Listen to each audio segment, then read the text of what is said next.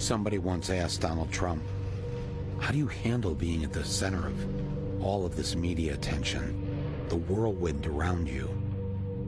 How do you weather the storm? And he looked up and he said, I am the storm. I am the storm.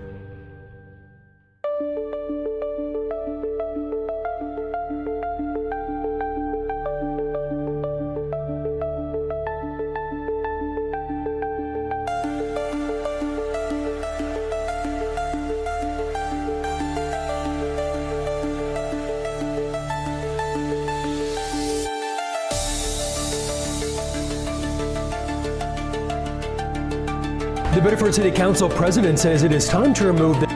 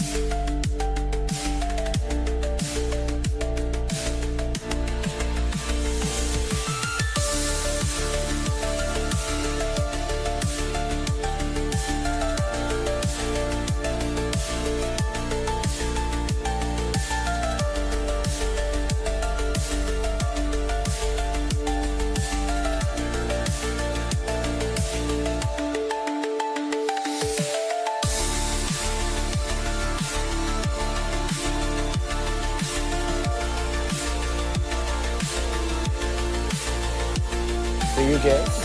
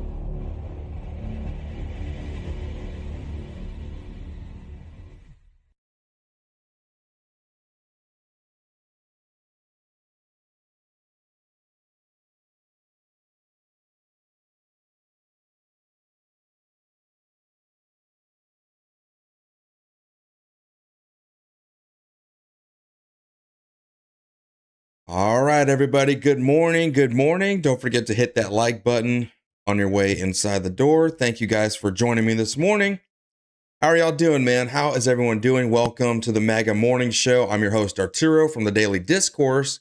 And we got a lot to talk about today, man. We got some updates with ICE, some operation updates. We got updates about the shootings that recently happened, one by an ICE agent or ICE agents, I guess, and one by the police. Obviously, I'm talking about Madison, Wisconsin, and the other one is Biddeford, Maine. Did you forget about that one? Did you forget about that they were having protests over there? Because I almost did. So I went ahead and looked it up, and we got a little bit of an update about that. Other than that, we got fraud getting cracked down by JD Vance and his task force.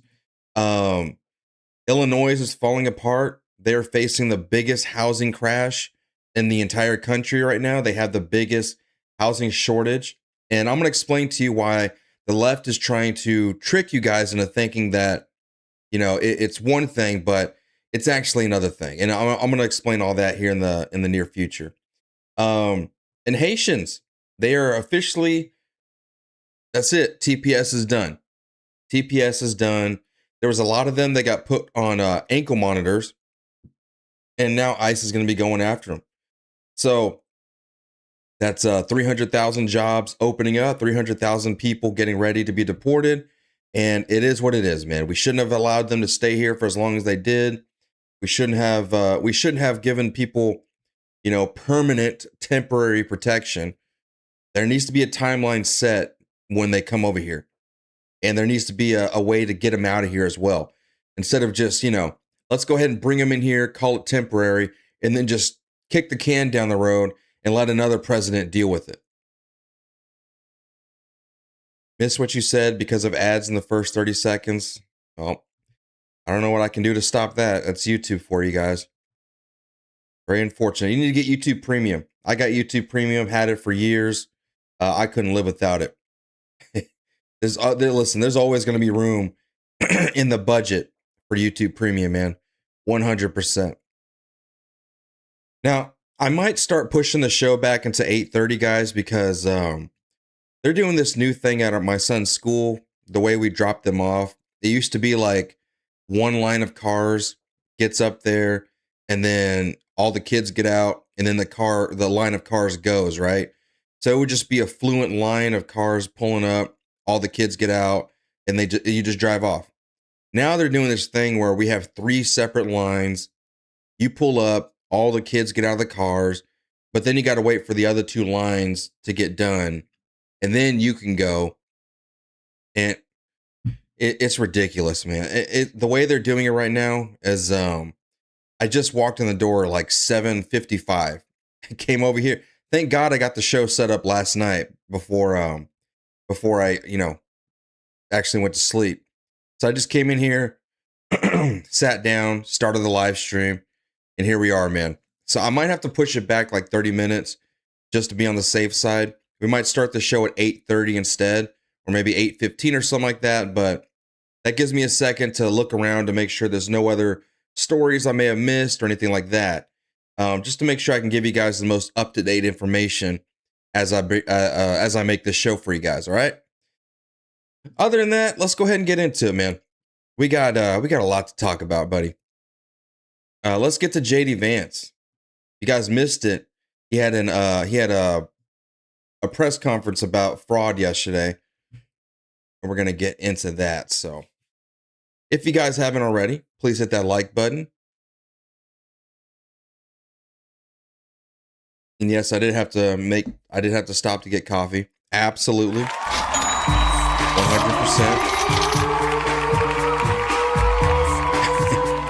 I absolutely had to stop to get coffee.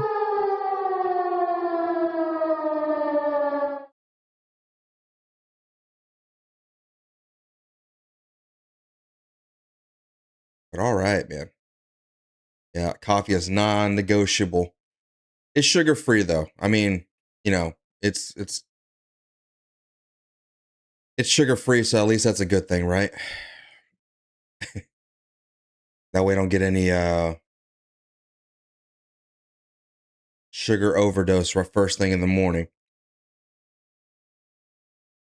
Y'all got iced coffee? I got the hot one today.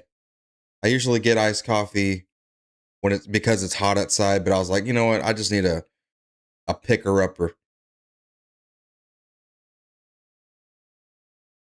Rand Paul's about to snap. with all these motions. Yeah, they're voting on Fauci today, aren't they? Like to hold him in contempt, to arrest him, I guess, for lying. So that way they have to force him to actually answer questions. Something's going on with that. Let me look at that real quick. And pursuant to Committee Rule 6B and Senate Rule 26, Section 10C, I'm notifying you that I intend to file minority views regarding this resolution.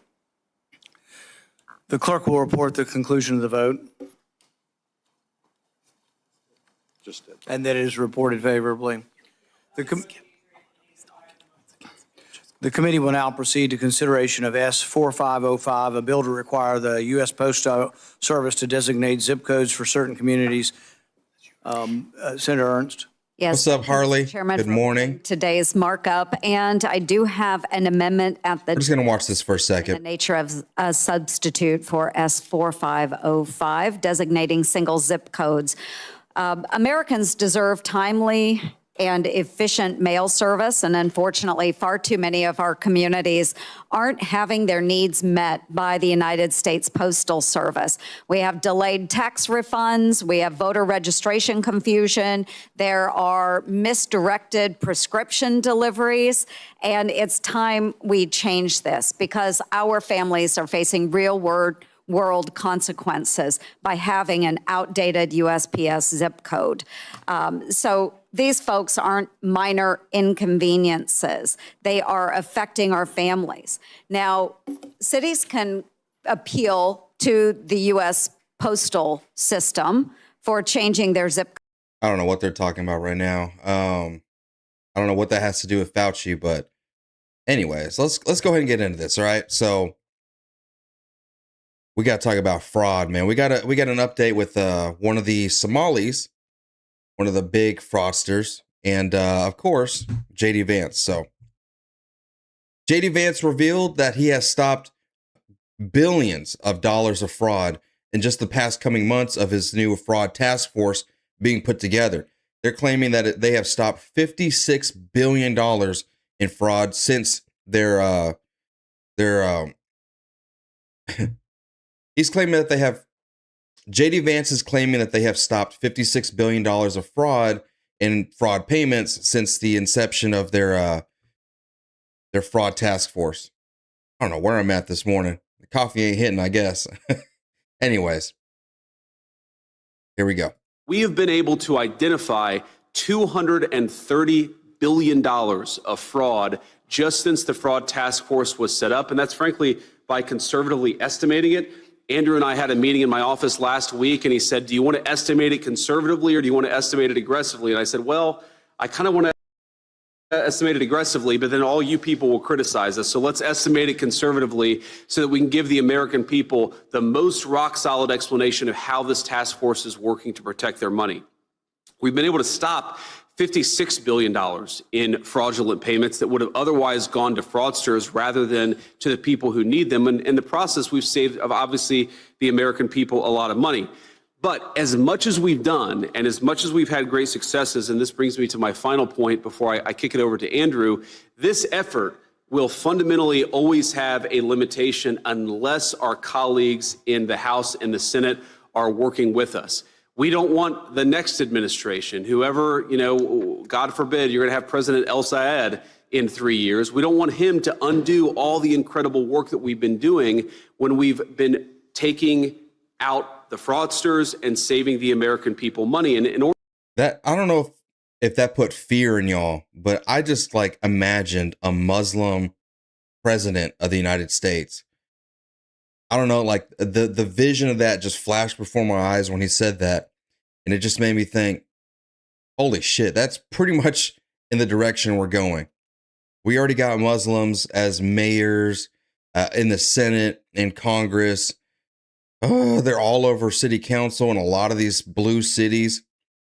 Yeah, man, Muslims are taking over. If y'all don't wake up now, I don't know what to tell y'all, man. In order to make this really work, we need our colleagues in Congress to really codify some of this stuff, to make sure that it becomes law. And again, this is the sort of thing where, while I see only Republicans surrounding us today, we really have been able to work in some cases with Democratic governors and Democratic attorneys generals on the anti-fraud task force. And we would love, I'm not necessarily holding my breath, but we would love to work with Democrats in Washington to codify some of the anti-fraud actions that we've taken and to take it to the next level. They're not There gonna. are a few things. They make too much money. They make too much money dipping into this fraud, man. I'm telling y'all. There's a reason why Somalis are able to indulge in so much fraud, because politicians have to be getting some sort of kickback. There has to be some reason why they're not catching this fraud and stopping it. But the moment it gets exposed by a YouTuber like Nick Shirley, now they have to get off their ass and get to work, right? One of the biggest fraud scandals, the biggest fraud scandal in Minneapolis or Minnesota is the Feeding Our Future scandal, right? And one of them was caught. I mean, tons of them are caught, but one of them was caught bribing the jurors, right? So he had one of his family members drive from Washington, I believe. She came over here and tried to bribe the jurors with cash in a bag, like some movie or something like that. And they all got caught. Well, they actually extended his sentence now because of that. So let's check it out. Federal government continues its fraud crackdown. New developments are emerging out of Minnesota, and that includes allegations against Congresswoman Ilhan Omar's sister, plus an increased sentence for one of the men behind the Feeding Our Future fraud scheme. The National News Desk, Jeff Harris, joining us. Yeah, Jeff, let's start with that. The additional sentence, which centers around one of the jurors in his original trial. Break down what we're learning tonight. So Abdiaziz Farah, who was already sentenced to 28 years in jail for his role in the Feeding Our Future fraud scheme, was just given another 10 years behind bars after admitting to trying to bribe a juror in his own trial. Just one of the latest developments coming out of the state of Minnesota. As experts tell us, that highlights an emerging pattern. Unfortunately, one party seems to be actively working to protect these criminal enterprises rather than working alongside the federal authorities to help root all of it out. Vice President of the Government Accountability Institute. We know what party that is. National News Desk Tuesday. With these developments coming to light, the Democratic Party and specific members are yet again being thrust into the spotlight. When it comes to stopping crime and saving all Americans' tax dollars, there's a very clear partisan divide, and Democrats sadly are united, I think, on the wrong side of it. One of those developments involves Farah, who, along with multiple co-conspirators, admitted to trying to bribe a juror in his own trial, dropping off $120,000 in cash with a promise of more if they voted to acquit. Now, the additional prison time coming just days before a Daily Wire report alleging the sister of Minnesota Congresswoman Ilhan Omar used a residential address linked to individuals convicted in the $300 million fraud scheme while incorporating a consulting company. Eggers highlighted They have to go after Ilhan Omar. Somehow, some way, they have to get her down. Because look, if you got evidence that her sister's indulging in it, what makes you think that her, as the politician, also isn't indulging in fraud? We know she is. She's the one that introduced the bill that would fund Feeding Our Future, and she got it passed. And now we see massive fraud happening. And it's all the Somali community. It's like 95% of the people doing the fraud are all Somalis. What makes you think that she's not involved? Whatever she did, man, I'm telling you, like, she's got people working with her that made sure there's no connection to her and the fraud. They made sure everything was squeaky clean, right? Even recently, we start dipping it. Why is she a millionaire all of a sudden? How did she go from being broke to now she's a millionaire when she only gets paid $175,000 a year or whatever? And how is that even possible, right? Well, obviously, and then all this fraud is happening right around her. So obviously she's indulging in fraud, but they cleaned that up real quick and said, oh, it was just a little, a little error, a computer error, a computer glitch, right? It's insane. It's insane how obvious and in your face it is. But you know what's crazy too is that the left refuses to even acknowledge it or even address it. They just say this is all right-wing conspiracy theories. Bro, the evidence is speaking for itself. It doesn't matter if you're a Democrat, Republican. You should be able to look at this situation and see clear as day that she is not only enabling fraud, but definitely indulging in it. And you know her husband definitely is too. And he's probably the mastermind in making sure that everything's all cleaned up and made sure that she doesn't get caught or attached to it in any way. But now we got her sister getting caught. We have Ilhan Omar and her sister communicating and using information from these fraudsters who have been convicted. They're facing jail time. There's just so much connection to them. It's insane. You have to be just stupid or just blind by TDS to ignore it. I mean, there's no way you can ignore it, man. It's plain as day. These allegations and a clip of Omar from 2020 promoting the Safari restaurant on TV, which was at the center of the Feeding Our Future fraud scandal as an emerging pattern. The number of relationships you have just continues to add up, where the number of potential criminal associates is not one, it's not two, but it's becoming a part of a much larger trend, which is very troubling. While Omar... Imagine that there's a drug house up the street. There's a trap house. There's a trap house up the street, right? And you are the guy that's making the commercials for that trap house. Come on, everybody, come on in. Come get your drugs. Come get your crack cocaine. Then the police start raiding the trap house, right? They arrest everybody in there, but they say, well, you know, I'm just advertising it. I'm just telling people it's here. I'm not doing anything, even though they did pay you off the books. Like, she basically was that. She was the face of it. She got everybody in the crack house. Come on, y'all. Come get in. Come get your cut of the pie. Has not yet responded to the National News Desk's request for comment. She has dismissed broader accusations tying her or her office to the scandal, calling the claims baseless and political. The Congresswoman saying back in March, quote, "Any claim that I had knowledge of this scheme is flat out false," while adding in an interview in December 2025, the fraud needs to be looked into. How can this amount of money disappear fraudulently without there being alarms being set off? And it is something that, you know, we have to continue to investigate. We have to continue to ask those questions. Ma'am, the alarms were set off. The alarms are going crazy, and they're all pointing at you. The red flags are popping up out of you. Wow, I just can't understand. Why are there no alarms, no red flags? There's tons of red flags, and they all point towards you. What are we talking about here? Questions.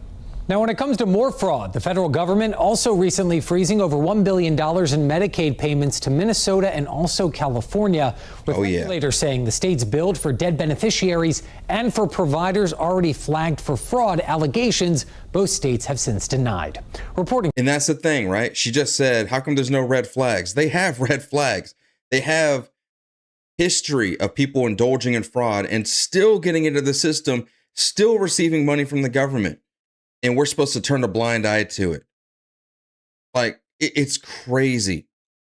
It's crazy that our government does this and nobody acknowledges it until now, until very recently. It was like fraud was just a thing. It was a part of our culture. It was a part of our society. And now we finally have, you know, this task force going after it. We finally have a president that actually cares about stopping the fraud. And you wonder why everything is so expensive, why we're maxed out on the budget, why we're in such a huge deficit. Because everyone is dipping their hands in the cookie jar, baby. Everyone is. They're all getting a cut.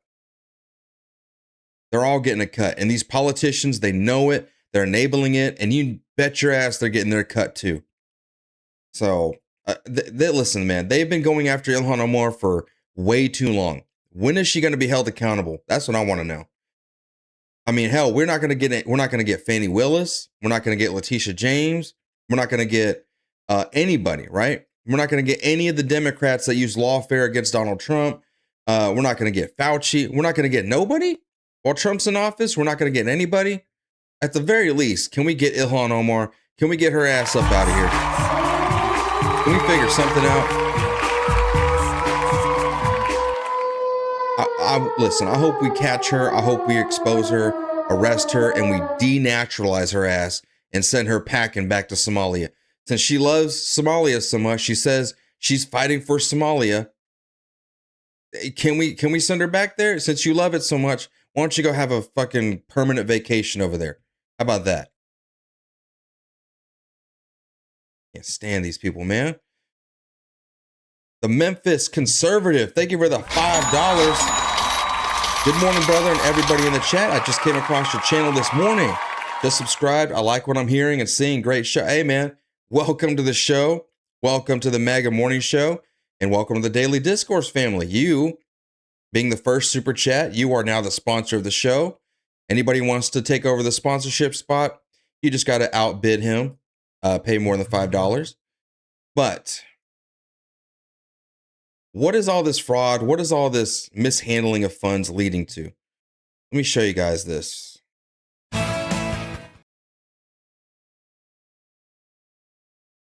Because they're lying to you about so much stuff. We got some.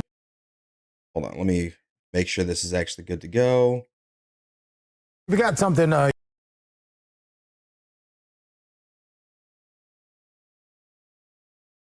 right, if you guys are coming in here, man, don't forget to hit that like button, and let's get into it. Illinois is facing the biggest housing shortage in the country. All right, they are in a massive housing crisis, and they want to blame it on not enough affordable housing. All right, and I understand what they're getting at and what they're going for. So I'm going to let them tell you what the problem is, and then I'm going to tell you how they're lying and what the actual problem is. So let's get right into it. We got something you're going to want to hear. Illinois is building fewer new homes per person than every other state in the country except Alaska. Fewer homes means more people fighting over the ones that already exist, and you are paying for that every month. Ben Wolfenstein is the director of state policy at YIMBY, Illinois. He joins us now to discuss the latest numbers and what can be done. Thank you so much for being with us. Now that shirt right there is a massive red flag, okay? Thank you for having me. How is this production lag affecting starter homes for middle-income families? Well, like you said, there's not a lot available, and so competition is fierce. We're seeing bidding wars with people sometimes paying hundreds of thousands of dollars over asking price. And we have the lowest number of homes for sale since 2008, which is when they started tracking it. But it's not just homes for sale. There are bidding wars for rentals too, with people offering to pay more than the listed rent in order to jump the line and secure a place to live. And Illinois leads the country in year-over-year rent increases. And it's all indicative of this massive housing shortage. And it has effects beyond housing. Rising housing costs is the primary driver of inflation. So when the price of your beer or your coffee starts to go up, or when childcare becomes unaffordable, that's due to high housing prices and rents. What's actually stopping someone from building a house in Illinois right now? Why are we so far behind? So we have something called zoning codes, which I think everybody has heard of zoning codes, but most people think that they exist to keep us safe and keep factories away from residential areas. And that's one part of them, but the main reason that that zoning codes exist is to segregate people based on race and class. It's to make sure. So racism. Basically, it's just racism. I told y'all, that shirt is a massive red flag. Legalize housing. So listen, bro. This is what the Democrats do. This is what the left does. They claim there's no houses on the market. They claim we need more affordable housing, and that's supposed to fix everything. No. The problem is that we have an affordability crisis. It's not a housing shortage. It's an affordability crisis. The price of living is too high. People don't have the money to even own their homes because the taxes are astronomical. So now they got to sell them. Let me tell you something. Can y'all go down the street without seeing a for sale sign on a house? Anywhere in this country. Can you go down the street without seeing a for sale sign on some house somewhere? I guarantee you, if you go on Zillow or any of these, any of these apps where you can shop around for a house, you're going to see for sale, like land for sale, houses for sale everywhere. You're going to see them everywhere. It's not a shortage of houses. It's a shortage of people making money. They can't afford houses, right? And what's the point of that? And why are they trying to use affordable housing as a band-aid? Because that's the easy way, right? The main goal here is to keep y'all broke. It's to keep y'all poor. That's why they increase the taxes. So any of you that do or are lucky enough to get into a house, you can't afford it no more. Now you got to sell the damn thing. Or if you try renting it out to somebody, the rent has to be increased so much that they can't afford it. And now you can't afford it because you more than likely have a mortgage on the place and you got to pay that. But if no one's able to rent your house, you can't afford it. So now you got to sell the damn thing, right? And on top of that, we know groceries and all sorts of stuff around the country, especially in blue cities, is going up. The price of gas goes up. I mean, look at California, right? Extremely expensive to live there because of all these policies where they don't want to work with the federal government. They don't want to work the way everyone else is working, where they could have gas as cheap as Texas does. There's so many factors into it, but if you really want to strip it down, it's because when the Democrats allowed millions of illegal immigrants to flood into this country, it offset the price of living dramatically. And then we were giving housing vouchers to illegals. Or I'm sorry, these are people that claimed asylum illegally, right? They didn't even get into court and explain why they need asylum. That no, we just gave them asylum, treated them as if they were a naturalized American citizen. We gave them housing vouchers. They now own homes. And here in Texas, because so many have self-deported and been deported, we have an open market like that's crazy. There's houses being abandoned left and right. People are going in and cleaning them out because they left all their stuff there and they were just deported or whatever. So we got tons of houses on the market, ridiculous amount, but nobody can buy them. What does vacancy cause? It causes the value of these homes to go down. Same thing like in Chicago and Minneapolis and Denver. When you have commercial properties, right? And their value goes down because the businesses left. Businesses can't thrive. So now you just got empty buildings in downtown, right? That's normally, if those were filled and they were making money and generating revenue, normally those businesses would be thriving and generating tax income for the city. But if that's not happening and the value of those buildings go down, that means the homeowners in the suburbs and in the poor areas, they have to pay more taxes now.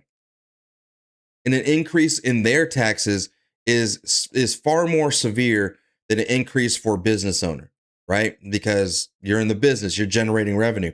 These people that own homes in the neighborhoods, when they get a small tax increase, well, what would be small to a business owner, when their taxes go up by like $500, they're at the end of the year thinking, I can't afford this. Where am I going to get that extra $500 from?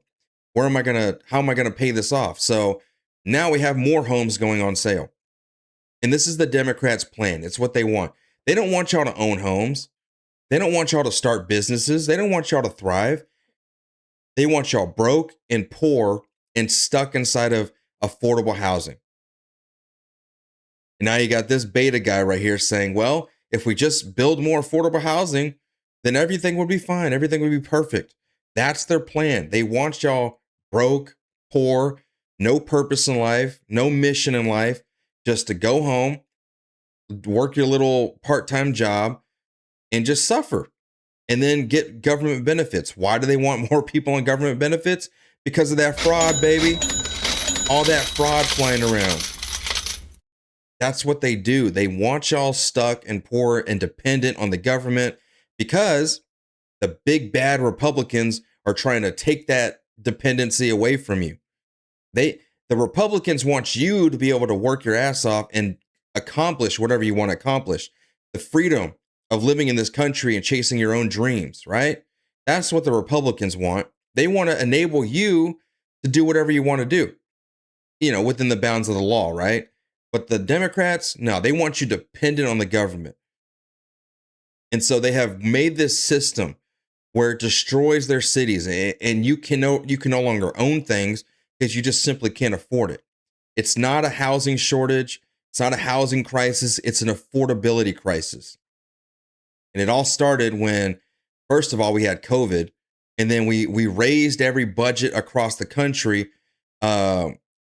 with that stupid act that Joe Biden passed. It was like the America Protection Act or something like that, where he just basically gave a ton of federal dollars to all these blue cities. Now, that was supposed to sustain a lot of these states and cities, right? Well, most of these places just raised their budgets. That was now their new standard of spending money. And so here we are.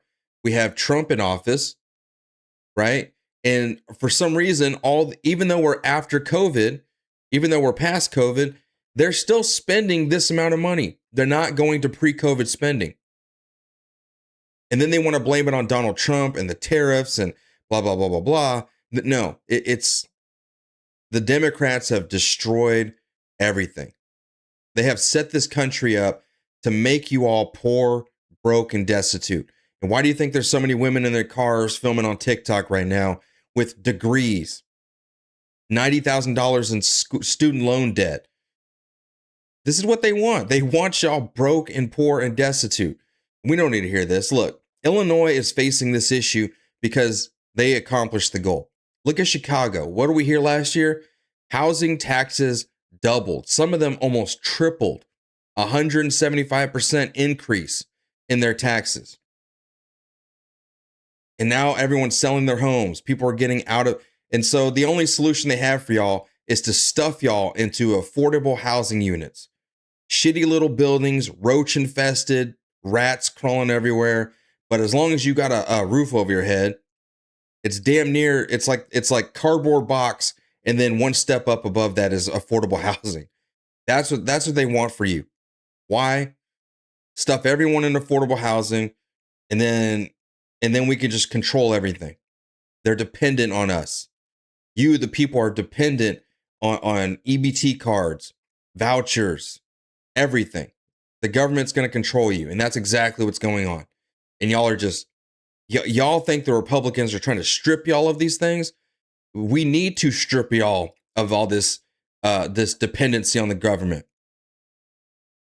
Like, bro, y'all need to get off your ass and get to work. The beautiful thing about this country is, even though the Democrats are doing all that, we still have the opportunity to work our asses off and chase our own dreams, our own purpose, our own American dream, right?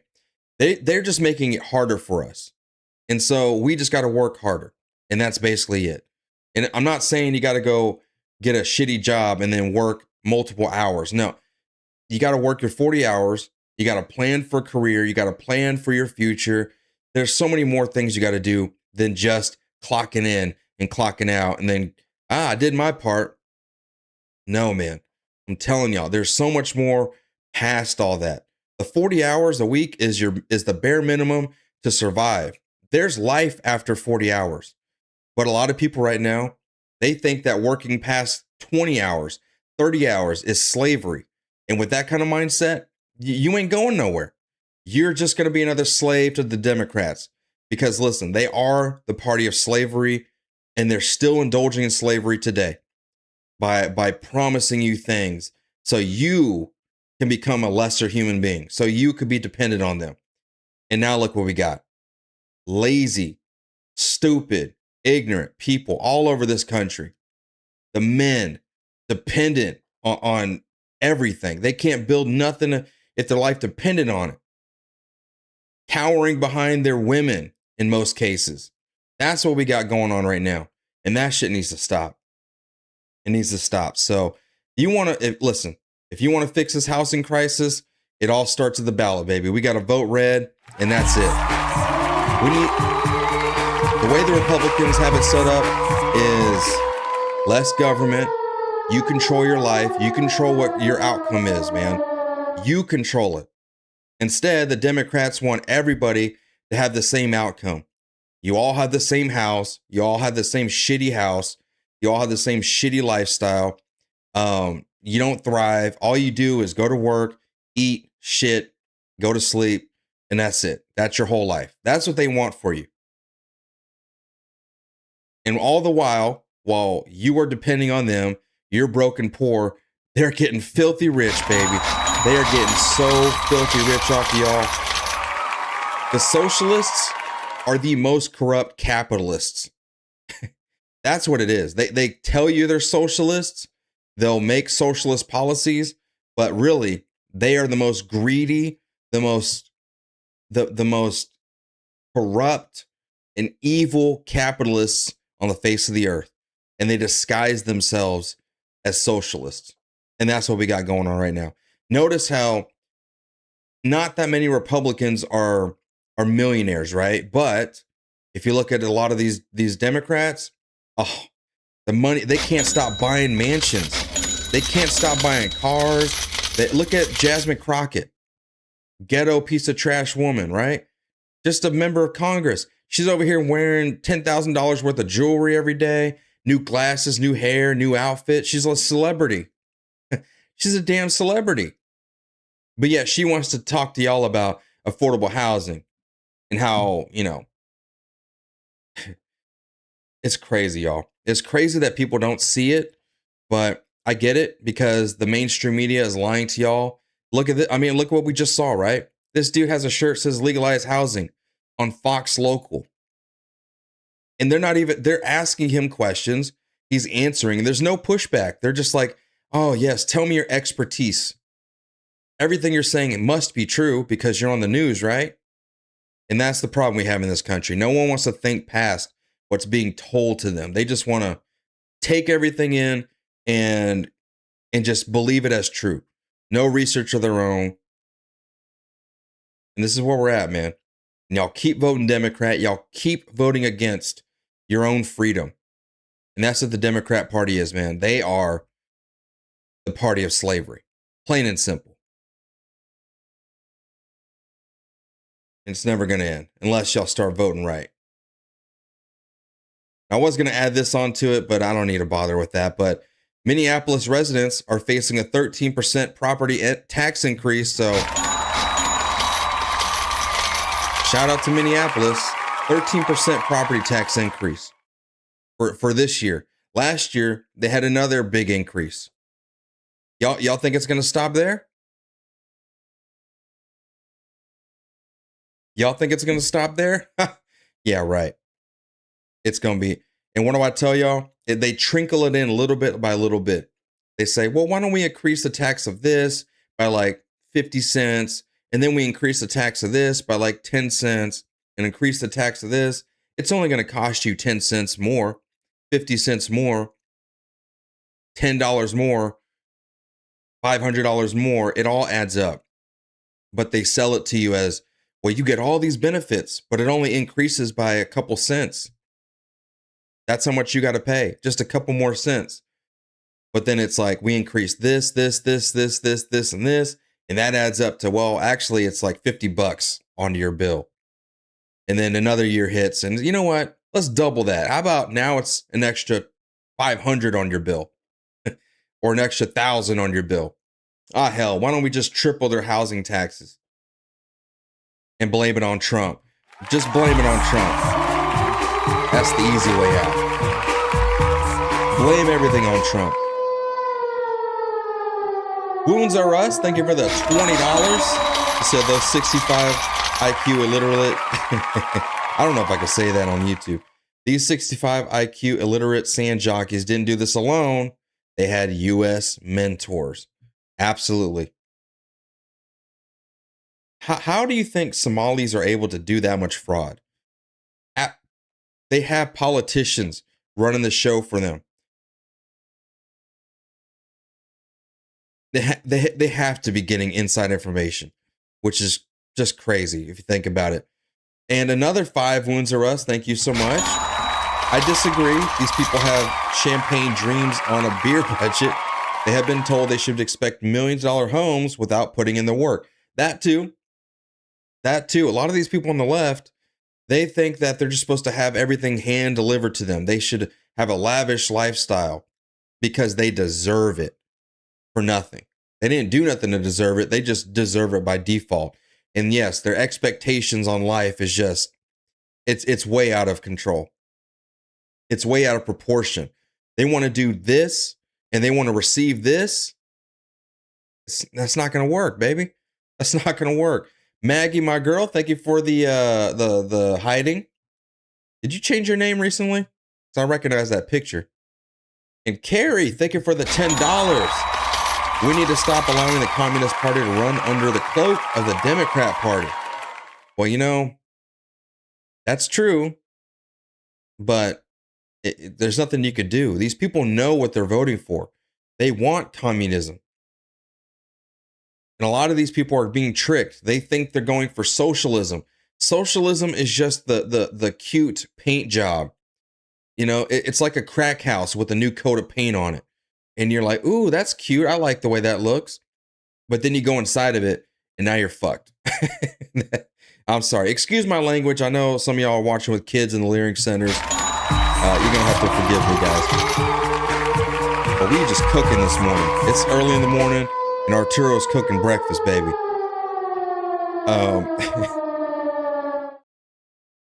Dante Joyner, I think that's how you say that. Thank you for the $20, man. He said, hey, brother, love the new channel name. Americans need to do their research and understand who we are really fighting. Iran is just a proxy to the globalist, also known as the City of London. Okay. All righty. Thank you, brother, for that $20, man. I appreciate it. Now, that's right. We cooking bacon. Hear the sizzle. And look, the goats are fresh, man. Fresh off the lawn. The goats are fresh. Kill it and just put it right on the grill. You can't get more fresher than that.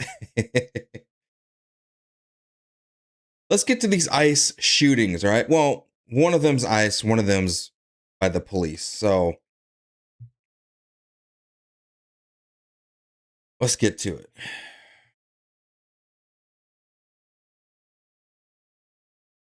So we have some recent shootings by law enforcement and we got some updates, all right? So first we're going to talk about Madison, Wisconsin. Second, we're going to talk about Biddeford, Maine, which you may have forgotten about. I mean, you know, they were protesting for like a week and then they just decided to forget about it.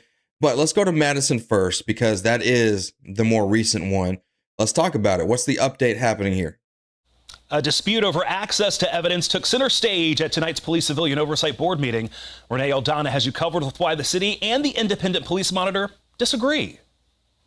The Madison Police Civilian Oversight Board spent more than 2 hours discussing its investigation into the police shooting death of Corey Ruiz, including a dispute over whether the Independent Police Monitor can access evidence in the case. The meeting also included public comment, with one speaker calling for Independent Police Monitor Aramie Glass to resign. During her update, Glass said her office has opened an independent investigation into Ruiz's death. You see this woman right here? I showed you guys a video of her last night getting arrested. She was out there with the protesters.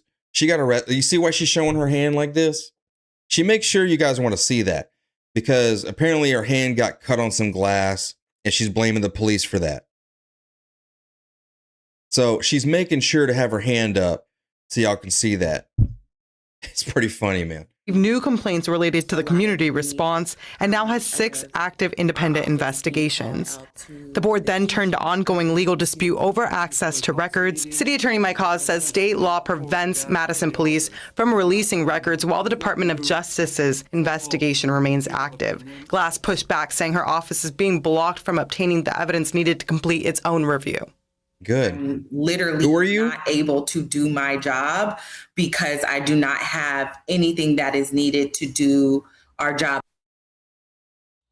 Who cares? Nobody cares, lady. I'm sorry, y'all.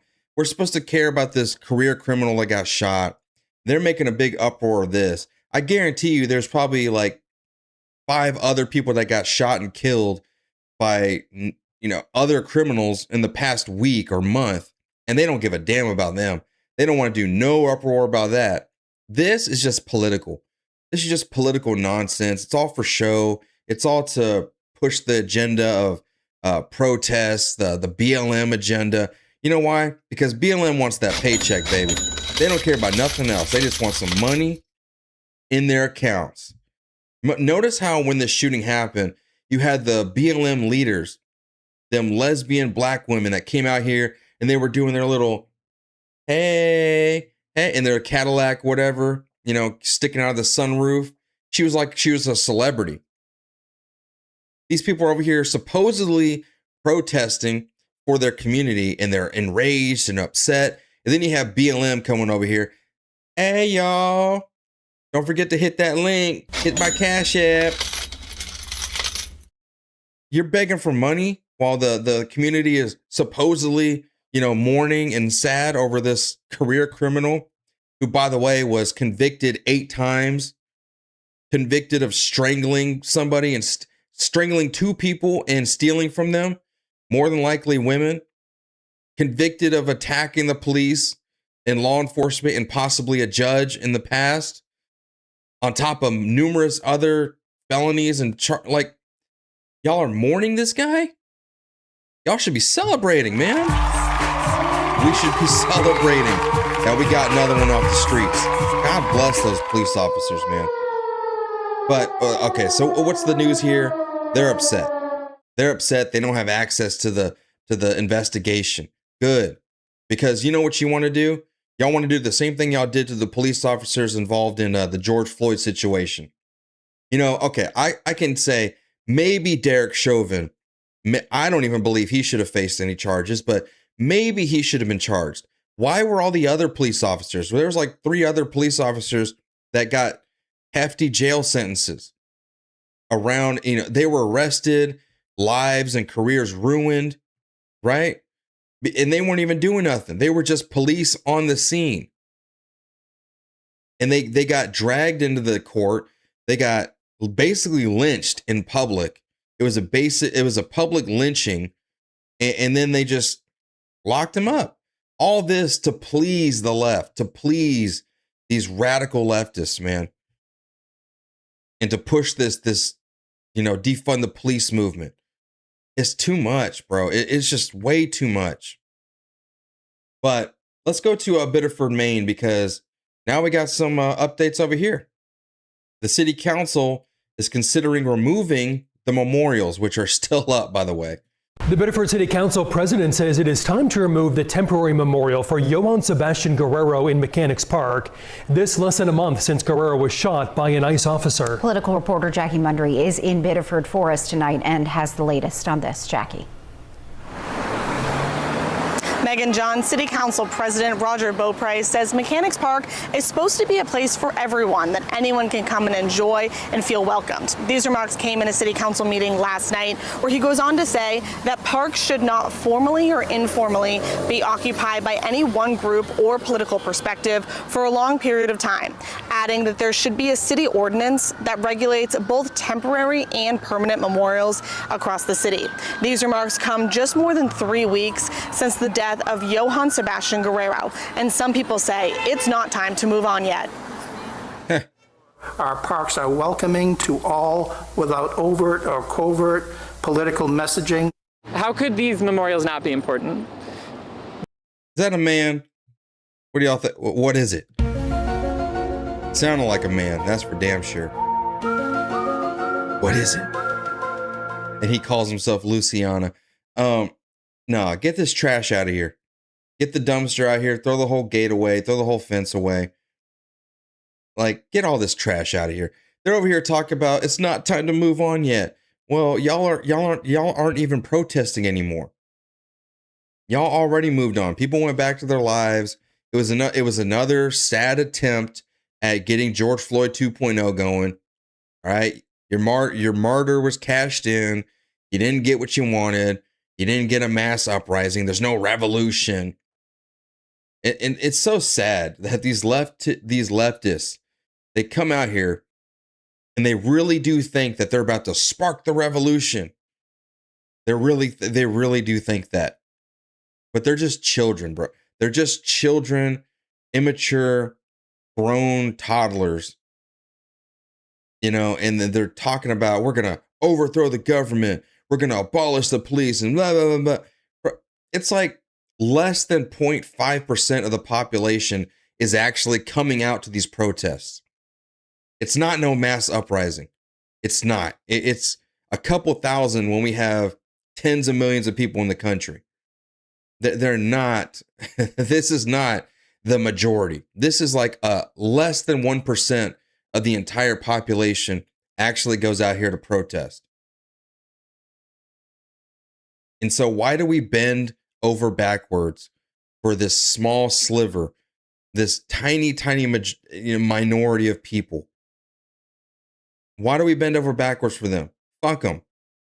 Being able to see what's happening and have a visual reminder. Yeah, that's definitely a dude. 100%. Beaupre was not available for an interview this afternoon, but he tells me in an email that Mayor Liam LaFountain has been in touch with Guerrero's family, and the family tells the mayor that they do not want a memorial at this time. Good. Listen, and once this goes away, this little memorial, this will be a thing of the past. It'll be a thing of the past. They'll never talk about it again. I mean, I'm sure the leftoids out there protesting will be like, ICE is killing people. Don't you remember that one guy in Biddeford, Maine? Do you remember his name? I don't know, Juan something like that. I don't know, but they're killing him. They're not even going to remember his name. I don't even remember his name. Do y'all remember his name?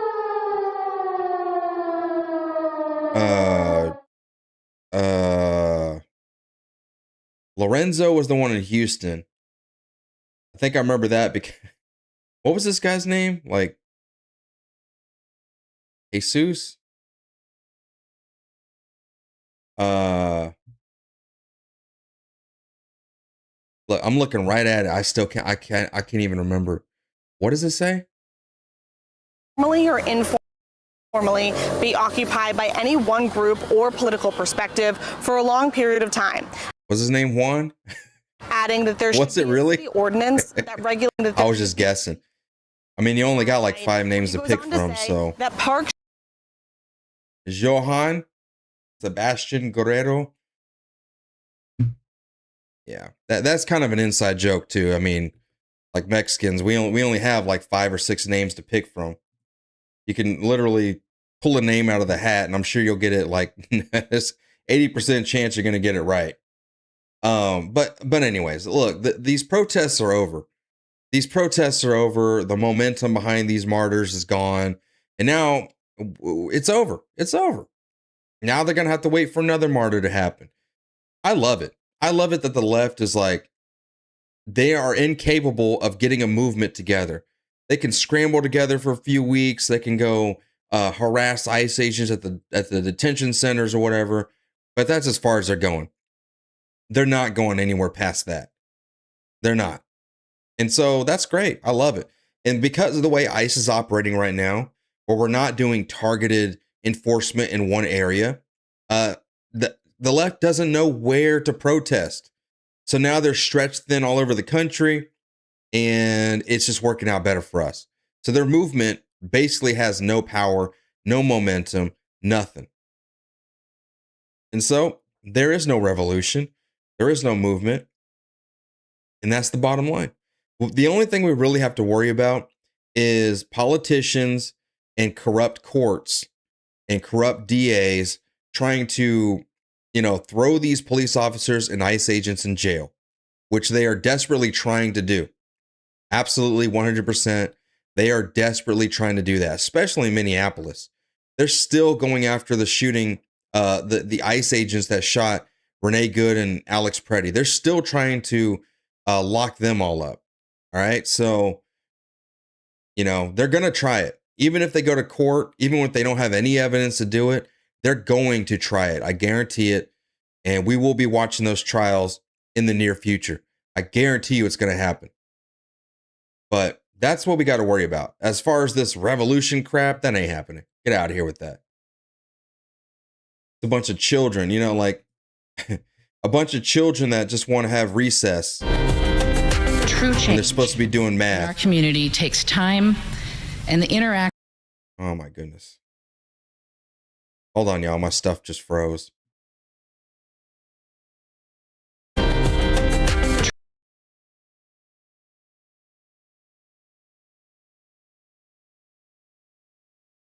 because we are going to talk about Madison, Wisconsin next. And we got a little bit of an update here in regards to like the protests and stuff. And then Haitians, and then ICE renting out parking lots and why they have to do it. Because they are heading to Boston pretty soon. Boston, Massachusetts. Oh yeah. This is actually going to set up ICE operations for a lot of the country here in the near future as well. So if you guys are enjoying the show, man, let me know by hitting that like button. Support the show, whatever you can, you know.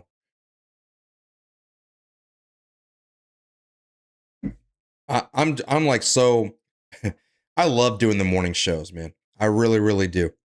This is where it's at for me right here. It fits so good in my schedule. It feels right. The morning show, it feels right. And I know I can actually get my show in before a lot of other people go live. So I'm able to give you guys a show in the morning and we can do a show at night. At night, I'm still trying to figure out what the show is going to be. But so far, I'm just winging it. I just go live. I literally just go to the computer, I go live, and I just hope for the best. And it's actually working. So somehow, some way, I'm able to keep y'all entertained. And that's what's important. But the morning show, this is what I'm good at. This is what I've built over the past couple years.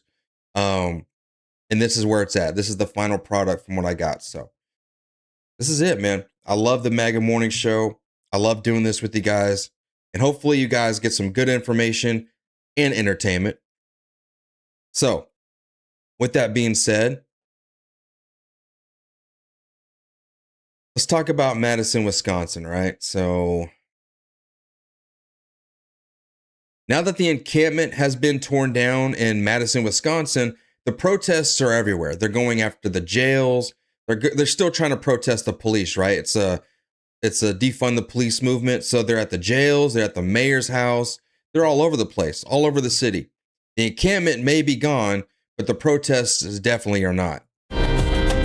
True change in our community takes time and the interaction of many people across these differences. We need to listen to each other. A plea from the mayor of Madison on a day of shifting developments linked to the police shooting of Corey Ruiz. Good evening. Thanks so much for joining us tonight. I'm Jessa Brycebeck. The 2-week encampment of demonstrators at the scene of the July 22nd shooting appears to be over for now, but the protests continue. After protesters were removed from the intersection of Williamson and Baldwin more than once yesterday, the scene shifted to a new location today. AJ Bayapur live outside the Dane County Jail in Madison with what is happening today. AJ. Jessup, good afternoon. Demonstrators have been here out in front of the Dane County Jail since about noon today. Take you for a little bit of a walk to see what's going on here. They're actually starting to break down some of the tents. They've been here with the goal of paying the bails of a number of the people inside the jail. Police, including the State Patrol, have blocked off some of the surrounding streets. This is a very different scene from Williamson Street, known to many here as Willie Street, where that encampment site got cleared out this morning. Now, what they explained yesterday is that they are paying the bails of black people only. So if you're one of these white apologists or if you're one of these white folk that are out here supporting this crap and you get arrested, they're not paying your shit. So that's what you get. Now, honestly, you deserve that. I appreciate that. I actually like that. Okay? But they basically said that they're only paying the bonds of the black people. Yeah, and who is paying for that? Exactly. Black Lives Matters. Apparently they are paying for it. Now, where do they get the money from? I thought they needed more money. They're asking for more money. You know, they stole $90 million from the American people back in 2020 for George Floyd, and they bought mansions with it. They bought cars. They were paying their brothers and sisters and cousins ridiculous salaries to be their security and all this other crap. And then they donated a bunch of that money to LGBTQ organizations. Because don't forget the 3 women that run BLM. They're all lesbians, right? And then what do we see on someone's hat yesterday? One of the spokesperson, it says Black Trans Power. What? That had me shaking my head yesterday. I was like, or scratching my head. I was like, how does that come about? How does it go from black to trans to power? And now it's starting to make sense. It's like the movements using each other. So you got the left using black people and the black people using the left, the white liberals. They're using each other. They're kind of working together, but really they are just trying to benefit themselves. The white liberals, they need the black people to come out here and riot and wreak havoc, to give their protests some balls, to give it some momentum. The black people, oh, they just want to make some money, baby. They just want to make some money. Okay?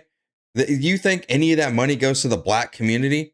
Hell, them paying your bond is the most y'all are going to get out of them. That's the most you guys are going to get out of them.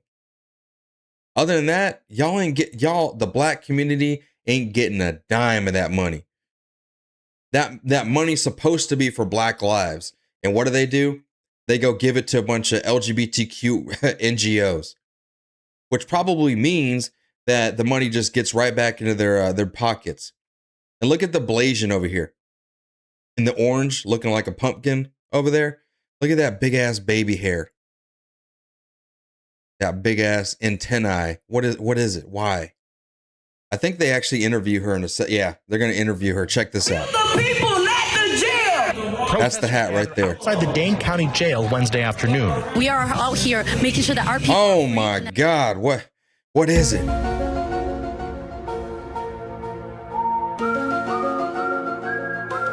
What is that thing on her head?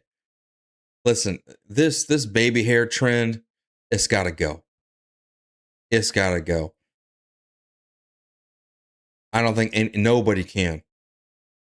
Except for Pookie. Pookie or Boo Boo.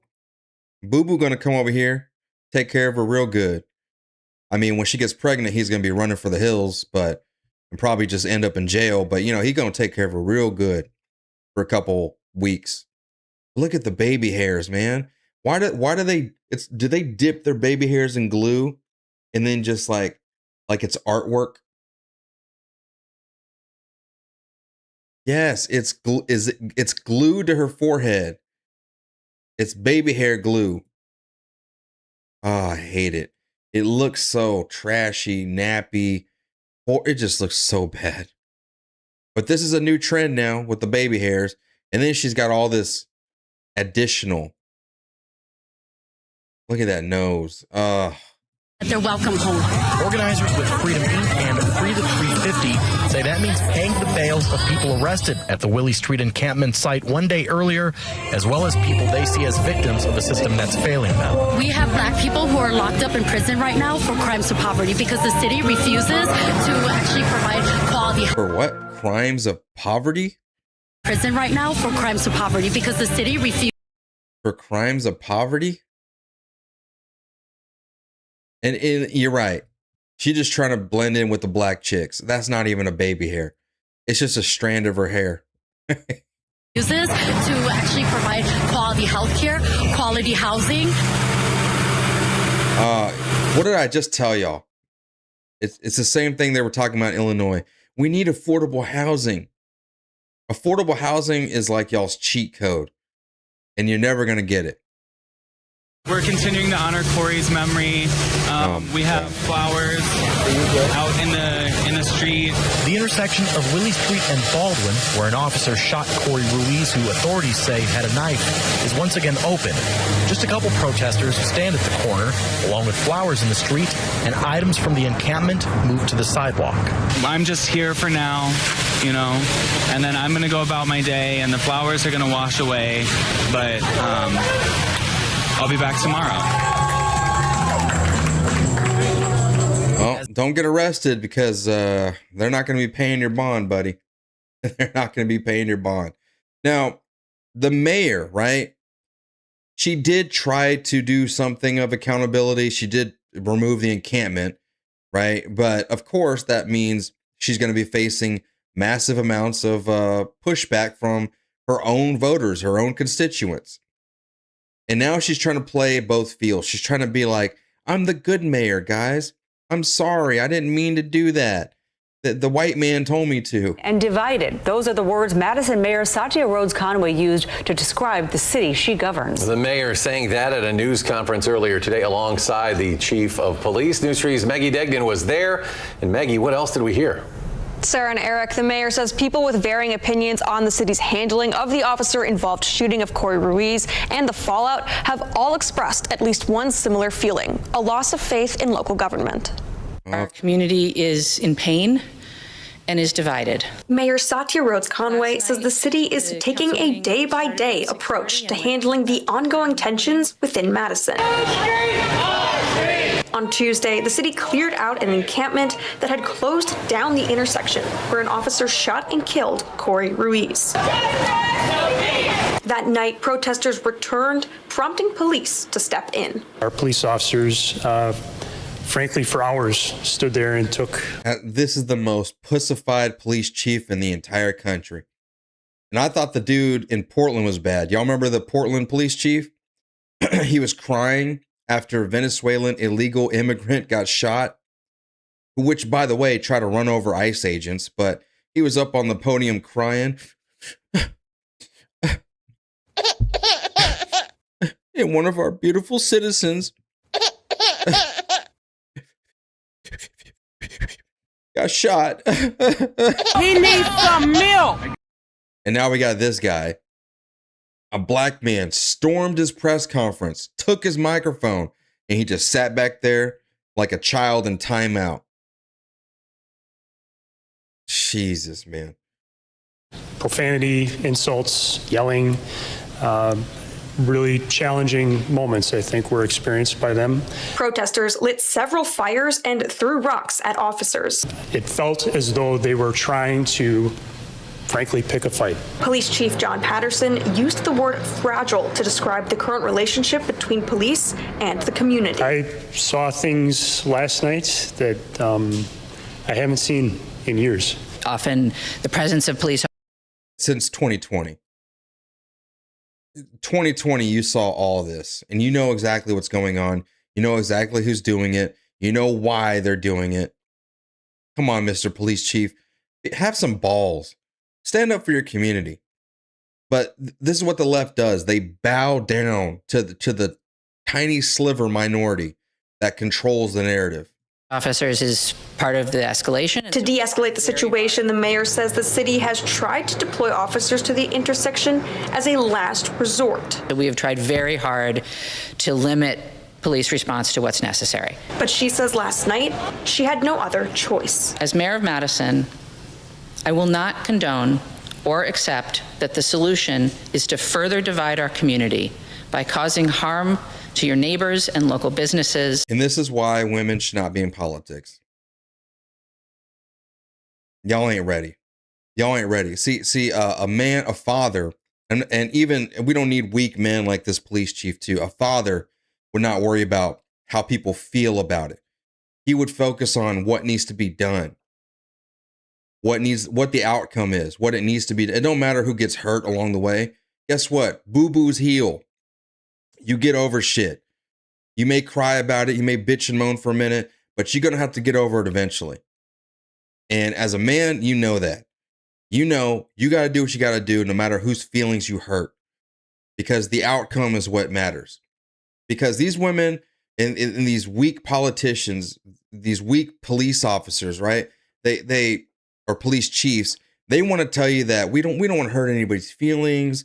We don't want to hurt the community. We don't want to step on anybody's toes. Let's do the gentle parenting approach where we just say, hey, don't do that, okay? All right, don't do that, but here's your ice cream anyways. Even though you did the bad thing, I'm going to tell you, hey, don't do that, and then give you the damn ice cream anyways. Like, bro, I don't care about these people crying and complaining in the streets. Thank God they don't come over here to red states or red cities, because if they did, they'd be dealt with like that, because we have actual men running these cities and states. Now, there's a couple women I would give a pass to that say, okay, you know what's right. You're very stern and whatever. But me personally, I don't want women in politics like this. Because more often than not, I mean, like 90% of the time, y'all are just pushovers. Your gentle parenting style doesn't work. Y'all want to make sure everyone's happy and satisfied. It ain't about people being happy and satisfied. Sometimes you got to do what you got to do to get the results, man. And sometimes it sucks. Sometimes it ain't going to work out, and it's not going to be fun. It's not going to be comfortable. Sometimes you will have to endure for the greater good. It's just what you got to do. And a lot of people don't understand that, especially in this age right now, where we as Americans are just, we are just so weak, bro. We can't handle any minor inconvenience, or we just lose it. We just give up. We'll jump right off the cliff. We jump right off the cliff just because we have to go over a hurdle. What happened to us? I'll tell you what happened to us. It's feminism. It's feminism. When we put the women up here with the men, it ruined everything. It ruined the order of everything. Now you got women that are like, I'm going to be up here because I'm a boss bitch. I'm above y'all. Now we got women on TikTok talking about giving babies vasectomies so they can't breed unless they earn it. Or we should just kill all men so we can be in world peace. That's how crazy things have gotten. Should have never done it, man. Should have never done it. But even on the right, I'm sorry, y'all, but we got a lot of women that are right-wingers, Trump supporters. And right now, I see them on X giving a lot of bad information, really bad takes, and they're being manipulated. They're being manipulated to give bad information out. I'm not going to say no names, but there's a lot of them on X right now that are running with bad information, and they have a lot of influence. You got a lot of beta dudes that listen to these women just because they're pretty or whatever, and they're just like, oh yeah, I agree, 100% queen. Anything you say, queen, I believe you. And we got a problem, bro. We got a problem, and that's in the right-wing party. The left, I don't care about them, but, and I'm not talking about Candace Owens either. I'm talking about,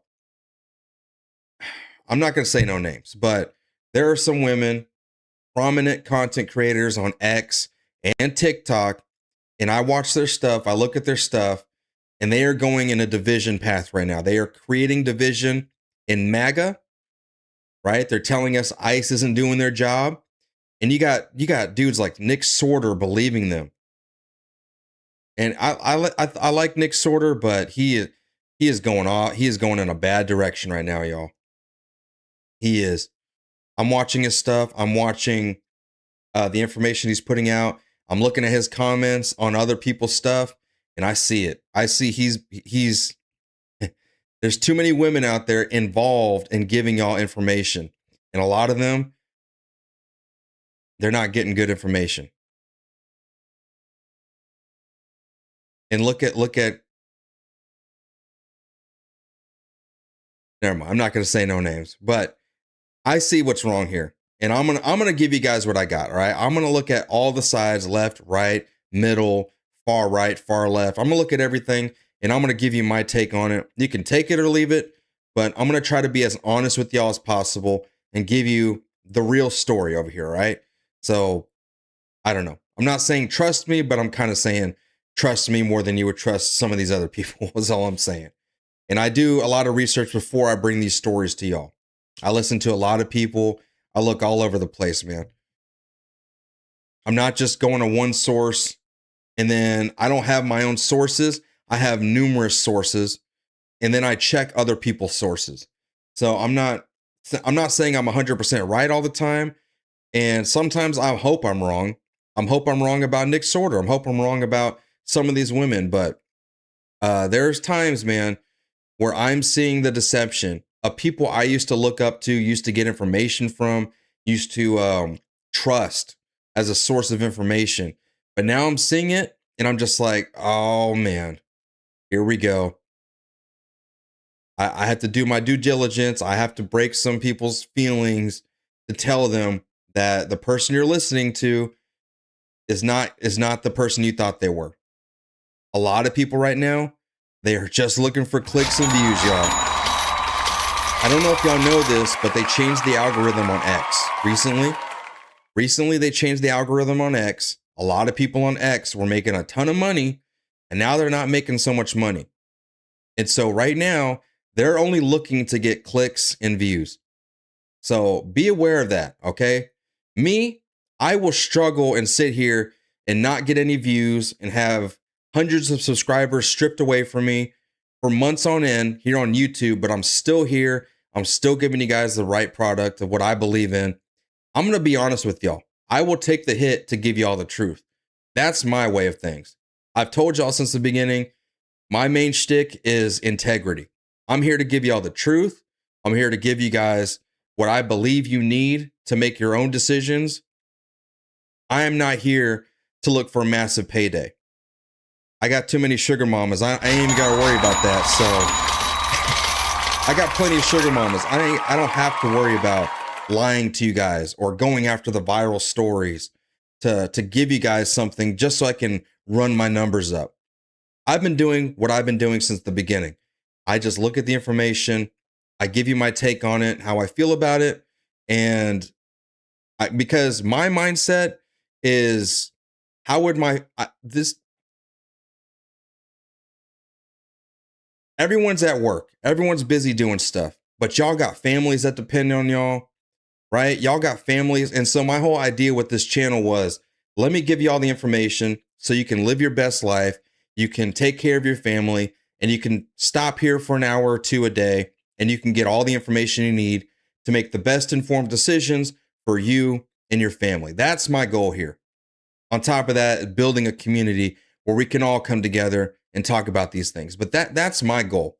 It's not about the money. It's not about any of that. The money is a side effect, right? The money I invest back into the show.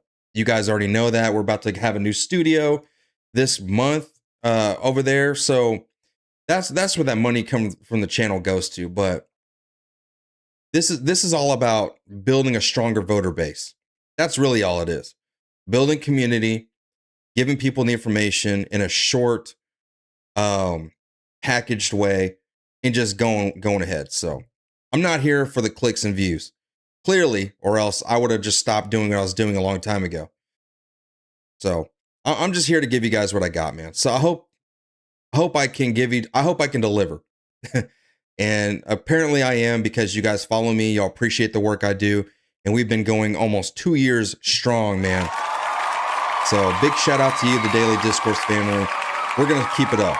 Integrity is our number one thing over here. And that's where we go.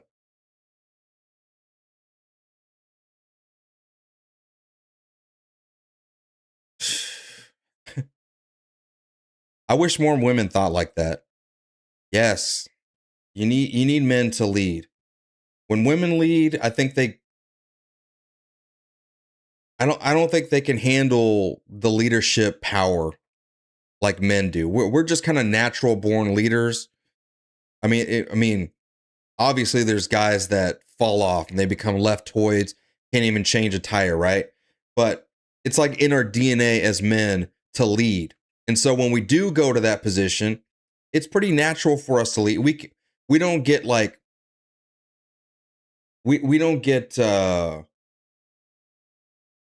do you put it? Like when we are handed the leadership role, we can handle it. It's like natural to us. But I think when some women get it, it goes to their head and they start using it and abusing it much more than a lot of men do. So, yeah, he was on Carolyn Poroshenko's show. I mean, I guess he likes Carolyn Poroshenko also. Poroshenko? I don't know how to say her name. But I think he's a big fan of hers. I saw him over there saying, thank you, you do a great job. Whatever. Maybe she does, but I know she's just here to create division. I know she's just grifting off of right-wing politics. I think she's a leftist in hiding. Personally. That's why she blends in so well with them. But, you know, she's just infiltrating Antifa, y'all. She's the only person who's able to infiltrate Antifa and they don't recognize her. She's the only person, huh? Yeah. No. Even if I went out to a protest, they would notice me right off the bat. But anyways, and she's just causing division. She calls everyone magatards. Like, she doesn't like the right wing, but she doesn't like the left either. And her message, Carolyn's message, it just goes flat because everyone hates her. And she brings that hate upon herself. She wants MAGA to hate her. I didn't even know who she was, and then she was hating on me. And then she blocked me. I didn't even know who she was. I was just watching Tommy's live stream. I see her being a dumbass and trying to attack Shane over there in Portland. She was jumping up and down, trying to hit him in the face or something like that. I was like, what is that dumb bitch doing? And then they were like, oh, that's Carolyn. She's more right-wing than all of us. I'm like, oh, okay, well, what does that mean? I don't know. So then I started doing research into who she is. Her history is bad. You said she used to be a leftoid, I think. I don't know. And then she was on Fox News one time. I'm just like, man, bro, I've seen too much of her channel to know that she's a grifter. She's lying to y'all, talking about, I go in there and get the covert stuff. No, she don't get no covert, nothing. Everything she shows to you guys is all public information. And if it was worth showing to y'all, I would show it to y'all too. We've watched some of the Zoom calls with the socialists, right? We know what it is. It's just propaganda. It's just dumb stuff. We don't need to waste time reading it. We don't need to waste time talking about it. We know what their end goal is. It's to gather people together to protest. And we're past all that. We don't need to, we get it. We know they protest. We know they come together. We know they do all that shit. How do we beat that is what I'm focused on. I'm not worried about how they gather together. I'm not worried about their language that brainwashes the people that read that shit. I'm not worried about that. I'm worried about how do we beat them. The number one thing we got to focus on is being informed and voting. That's it. And he said, I called her out talking shit about Andrew Wilson while she was reviewing a debate he had and agreeing with everything he said, and at the same time talking smack about him. Man, she's not on our side. Whatever she does and whatever she does to, expose the left, it doesn't matter because she makes sure that nobody likes her. She makes enemies out of people for no reason. And then she goes out and says, these magatards hate me. It's them. They're the bad ones. No, listen, chick, like nobody. No, it's not us. You are just upset because other people expose you for giving out information that you're lying and saying it's like super secret, top secret information when anybody that goes to a protest can grab this shit for free. It's public meetings. You can go to these meetings. Anyone can go to these Antifa meetings. Anyone can go to these socialist gatherings. I was able to sign up on it. Remember when I showed you guys that Zoom call? I just clicked the link. They said, hey, sign up. I said, okay, here you go. Do. And then boom, we were watching it. But she acts like she infiltrated them. You didn't infiltrate shit. You signed up for a damn free Zoom call that's available for anybody. You go to Instagram right now, you follow like 2 or 3 people, you're going to be flooded with leftist propaganda in your algorithm. That's what I got. I got all the banners of all the protests. Hey guys, we're meeting up on this day over here, blah, blah, blah, blah. And apparently that's some super secret covert thing. We can do that too on the right, but a lot of people don't. Because we do things differently. We don't need to copy the left. We just need to do what we do. Use social media to spread information, make sure everyone goes out there and vote, and then make sure you focus on you in your life and focus on your money, your family, all that stuff. That's what we do on the right. We don't need to go out there and wreak havoc. We don't need to gather together to do massive protests. We don't need to do none of that shit. We really don't. And if you do, you're going to go over into a blue city. The police are going to be against you. The attorney generals are going to be against you. The mayors, the governor, they're all going to be against you. You're just going into their territory to be locked up eventually. And then what does that solve?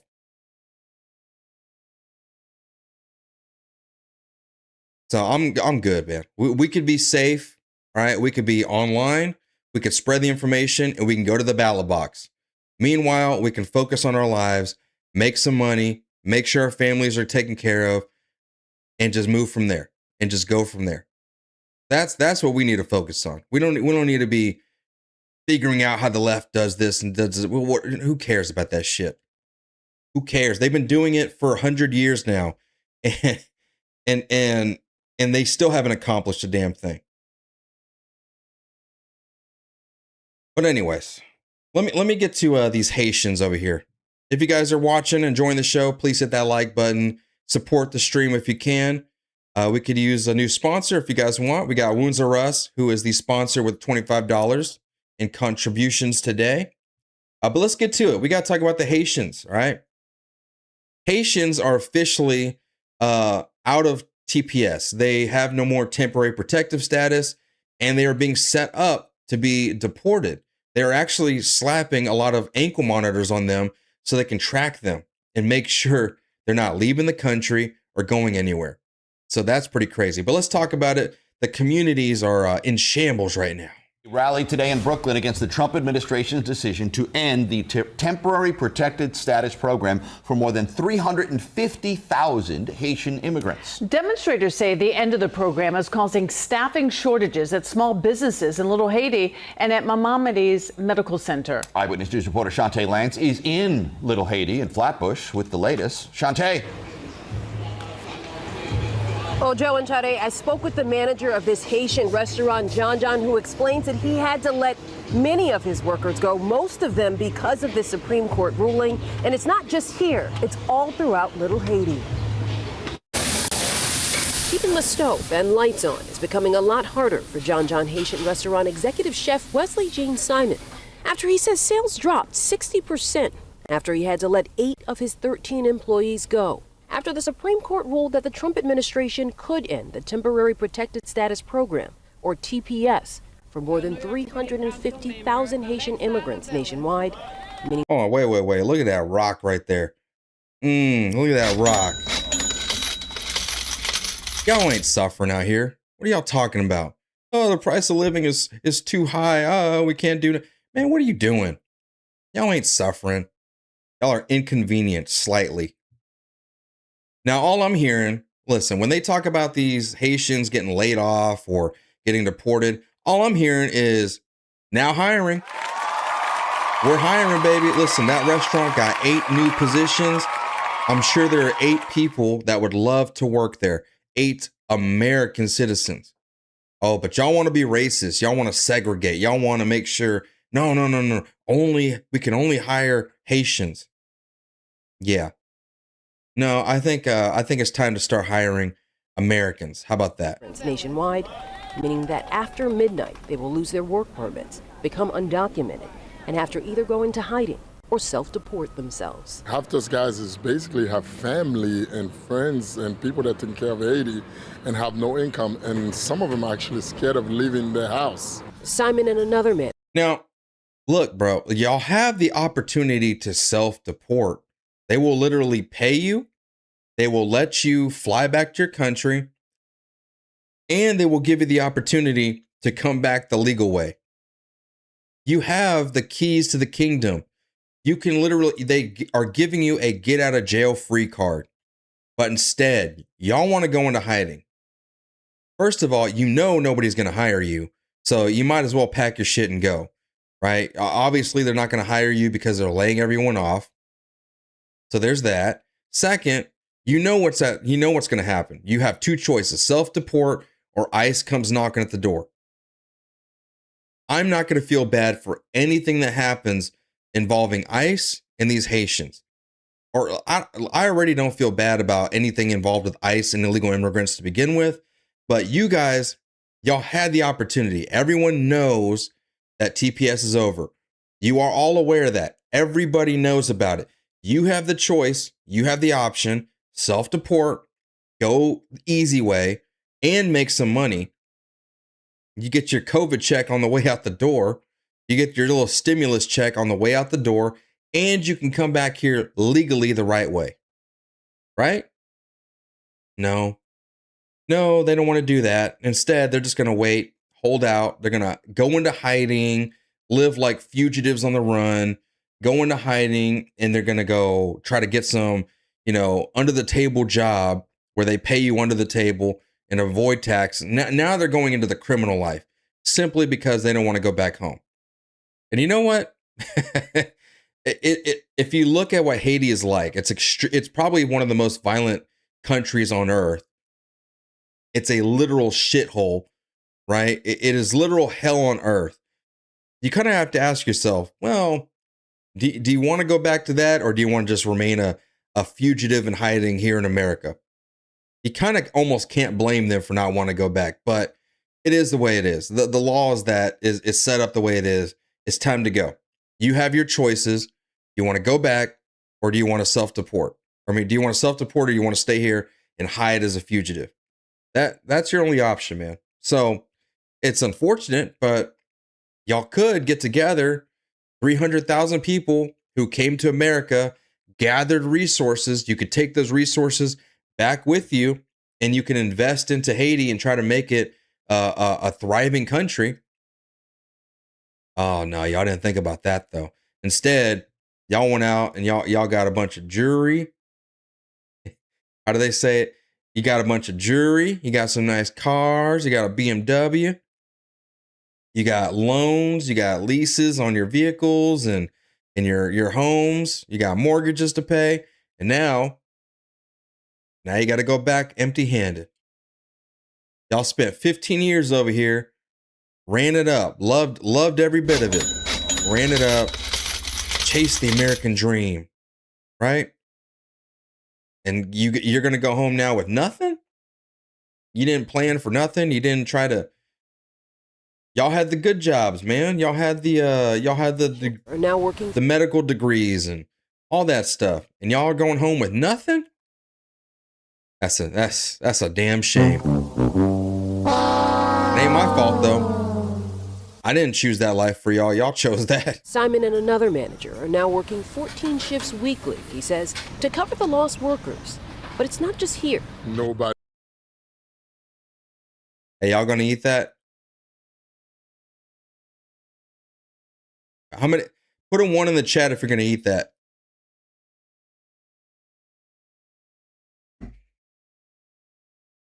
I don't see no ones in the chat.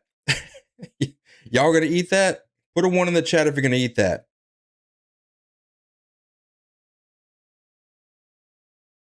Oh boy. Oh boy. Y'all said I'm going. I'm going. I ain't gonna eat that. What the hell is that? What is this? Mud spaghetti? He said, "Oh hell yeah, I'm going." This dude threw some sausages, threw some Eckerd sausage in some spaghetti with Italian. What are the? I don't even know what isn't this a hard boiled egg at the end? Not just here. Nah, I'm good. I'm good on that. Majority of people out there, hustling and bustling, there's no more. Over at Maimonides Medical Center, healthcare workers are outraged. As a nurse, why? I know our hospitals are already facing a staffing shortage. Look, man, y'all are about to hire a bunch of new young white women. Y'all about to run it up. Look at Letitia James. That demon. That demon right there. Y'all about to have a whole bunch of, and look, they all know English, right? They ain't got no kids, so they can work double shifts. They sure as hell ain't got no husbands. They can work triple shifts. And they're going to be young, stupid. You know, they might have boogers hanging off their septum piercings, but you'll be all right. Y'all can handle it. Still recovering from the devastation impact of COVID-19. Let me be unequivocal. Haitians will. Unequivocal? Let me be unequivocal. COVID-19. Let me be unequivocal. Haitians will always be welcomed here in this city. Brooklyn Councilwoman Yeah, okay. was one of the many elected officials, like New York State Attorney General Letitia James, making their voices heard. This is not justice. This is cruelty. Returning to Haiti is not considered safe. Oh my God. The State Department is currently advising U.S. citizens not to visit the country due to an unstable government and gang violence. The Supreme Court does not understand the consequences of overturning protections for vulnerable people. The Department of Homeland Security released a statement reading in part, temporary protected status is exactly that, temporary. For too long, TPS has been allowed to function as a de facto amnesty program, despite never intending it to be permanent. We told people from the beginning this was truly, honestly about the whitening of this country. This was clearly against black and brown communities, black and brown immigrants. Yeah. This is about the whitening of this country. We're not even going to go into that conversation. This is so dumb. This is what happens when you stomp out black supremacy. You're just racist now. Anyways, man, this is utter ridiculousness. I'm glad to see there's going to be a lot of people hiring, a lot of jobs open. I don't want to hear nobody post on TikTok and say they're not hiring. Nobody's hiring. I'm sorry, there's 300,000 jobs on the market right now, baby. 300,000 jobs on the market right now. All y'all women that got your little degrees that, before wasn't worth a damn. Now it might actually be worth something. Now you might be able to get your, go work in a nursing home or whatever the hell they did. So yeah, you might actually be able to put that degree to work. It wasn't worthless after all. But no, I'm glad to see this is happening. The ICE numbers are gonna ramp up. I'm telling y'all, man, this is only good news for us. It's bad news for them because they got to go to that violent shithole. But I mean, that's your country. Love your homeland. Go back and fix it. Take care of your homeland. Go back and conquer it. Be like the white man. Anyways, y'all, Haitians, they're out of here. Nothing we could do. The left is going to bitch and moan and cry and complain. And that's just too damn bad. That's just too bad.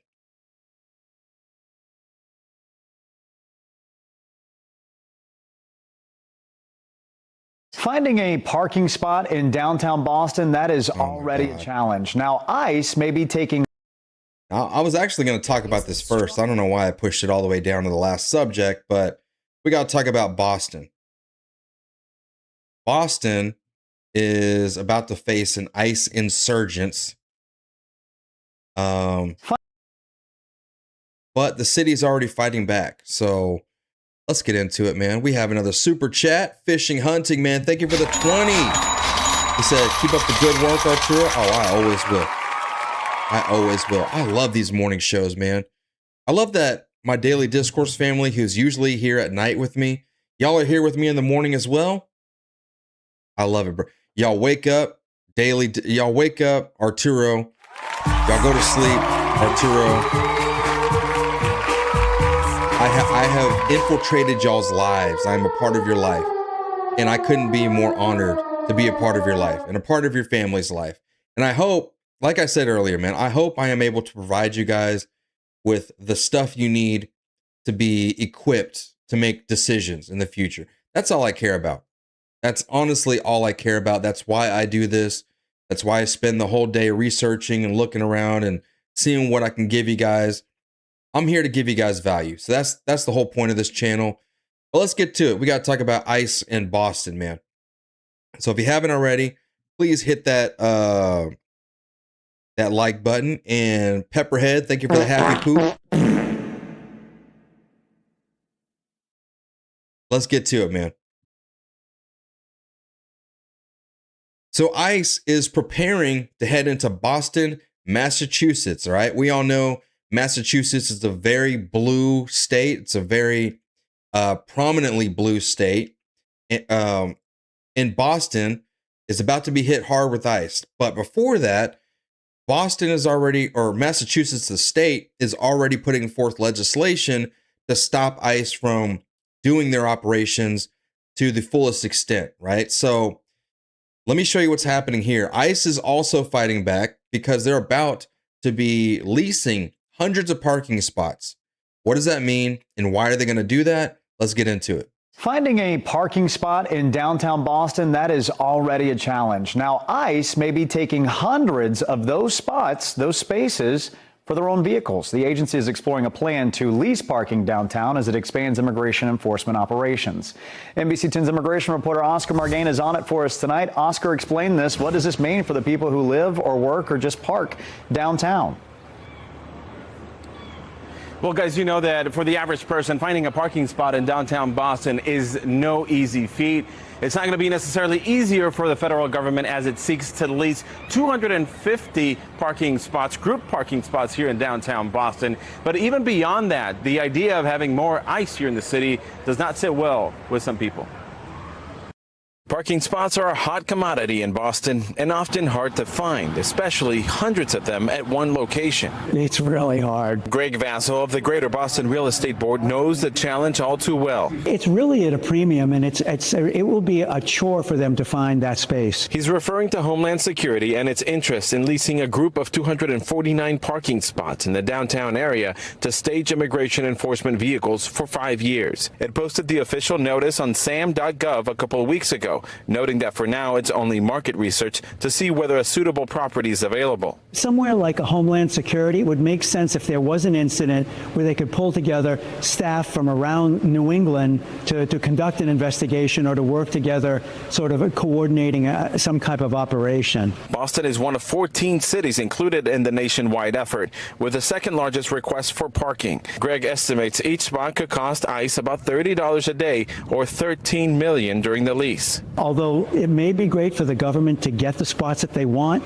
it would be bad for the consumer because that would be taking another 250 spots away from people looking to park in the city of Boston. Although it's not a done deal yet, the announcement may signal how ICE is preparing for future enforcement operations in Boston. I hope that ICE redirects and rethinks its terror on our cities and our communities. City Council. Bingo.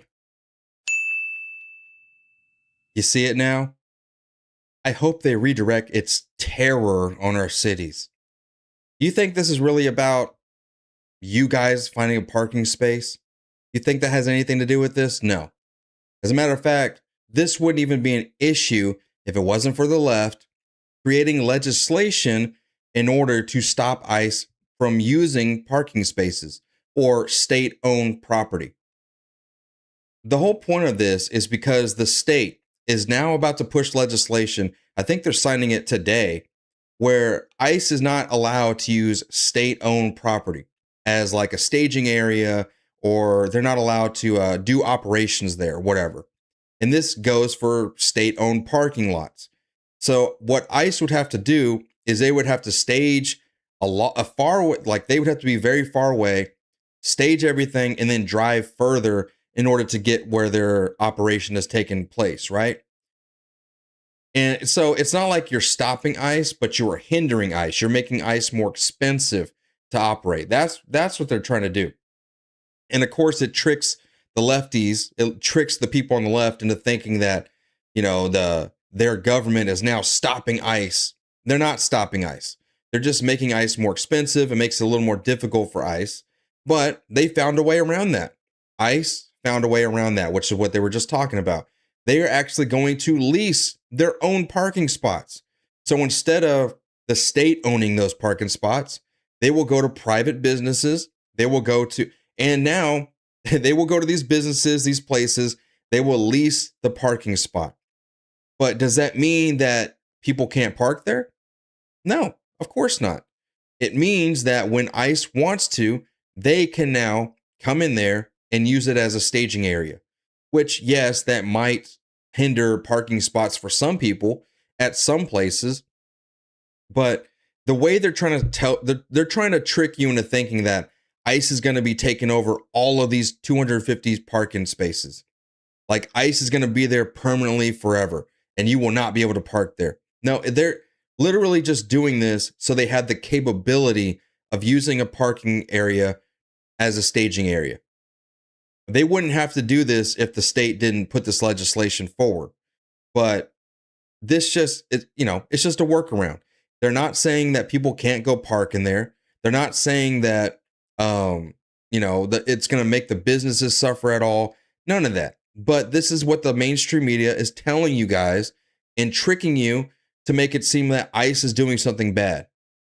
And again, they wouldn't even have to do this if it wasn't for the state passing this bill. Councilor at large Rutzi Louisiane is a vocal opponent of the idea, having voted in February against ICE staging on city property. We hope that others recognize that clarion call to preserve our resources here in the city. Blah, blah, blah.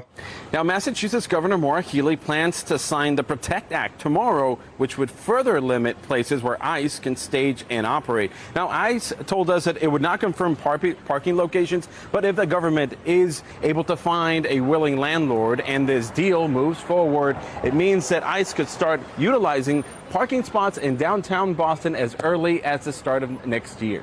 Reporting live. You see, don't you love, and I catch this all the time, the news loves to save the real information for the end of the video because they know most people clicked off already. They know most people only watch the first 30 seconds, if that, right? So they want to get the juicy headlines at the very beginning. ICE is making sure you can't park in the city. And so everyone's like, damn it, I hate ICE now, right? That's the first thing they said in that video. Let me play it one more time real quick. Finding a parking spot in downtown Boston, that is already a challenge. Now, ICE may be taking hundreds of those spots, those spaces, for their own vehicles. The agency. You see how they set that up? They set that up in order to make you hate ICE at the very get-go, but then they tell you at the very end why ICE even has to do this in the first place. But guess what? They can't even do this. The state can't even do this. There's a supremacy clause for a reason. The one thing they can do is if there can be lawsuits out of this, right? Because they've now made this legislation that says ICE can't sit here in state-owned property.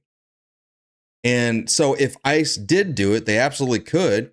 They can still do that. There would probably be a lawsuit, and then they would have to be challenged in court, in which they probably will lose that court case.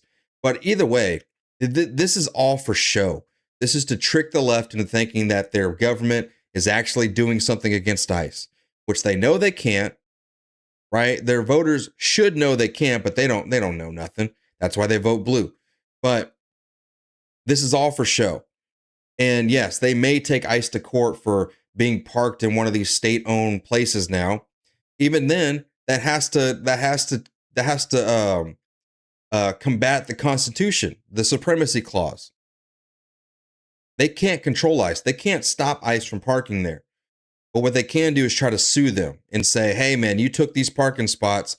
That hurt this business for so-and-so days. And then they'll probably try to do, I don't know.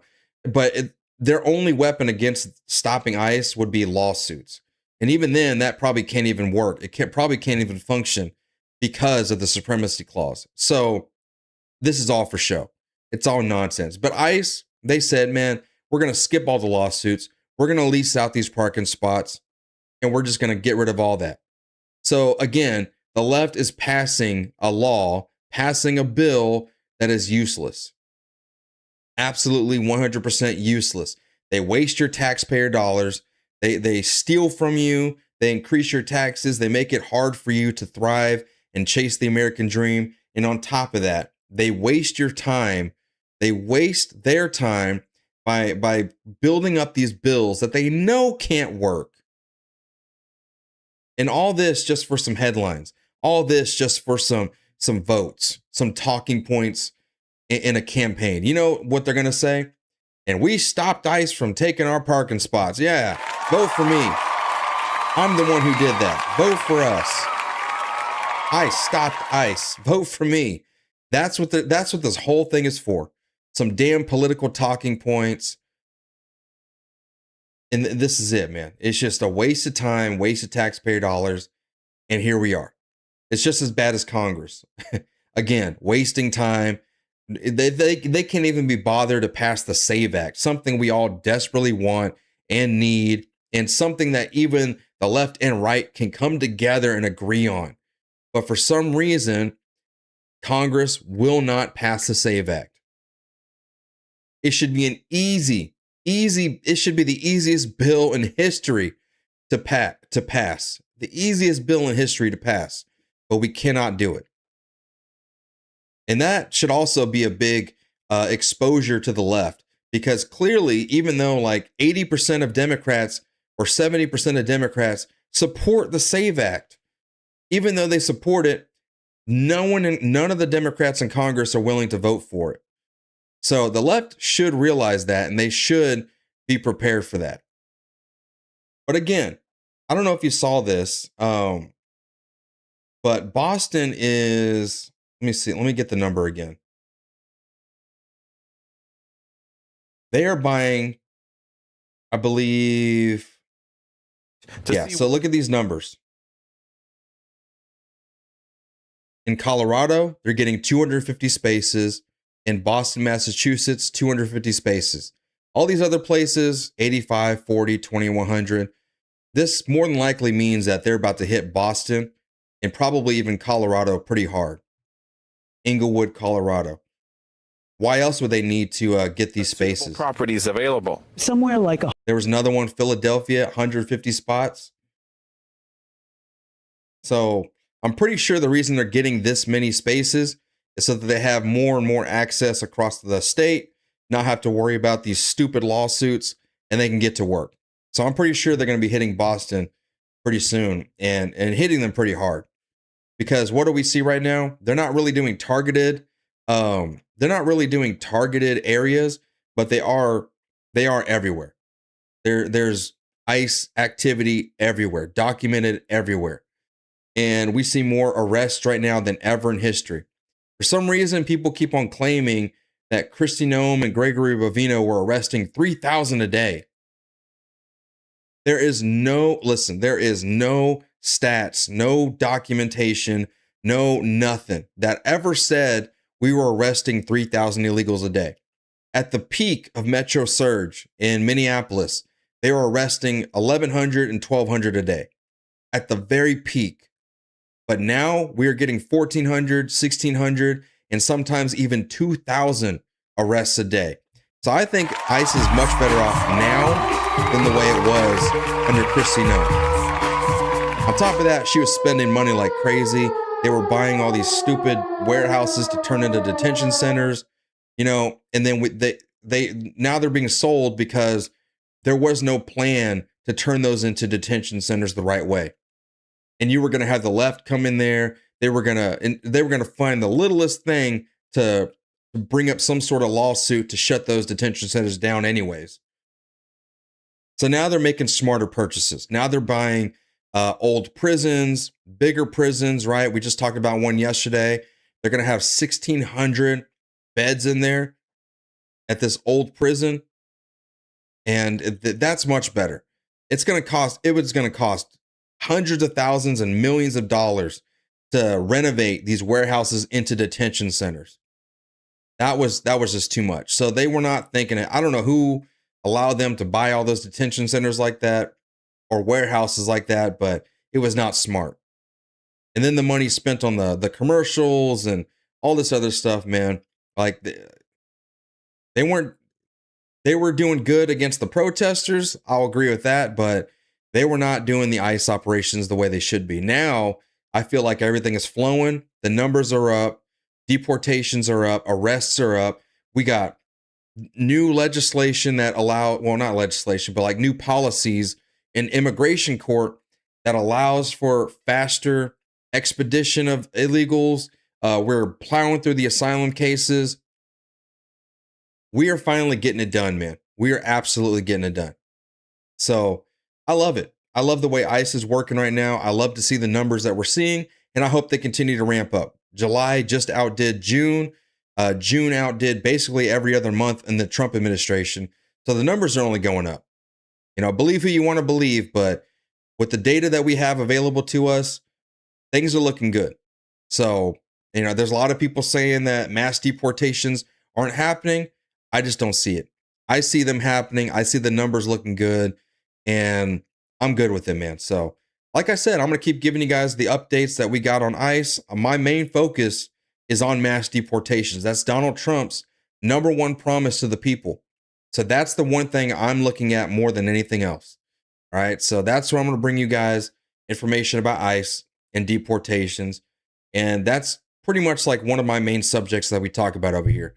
But I think everything is going good, and I have faith in the Trump administration. Hell, I'm even having more faith in Markwayne Mullins than I did before. I heard him talk the other day when he went to the border. He went down to the border and he was talking about stuff, and I was like, okay, I'm gonna give this guy more credit for this. I didn't like his TikTok videos, and now they're going to TikTok, ironically.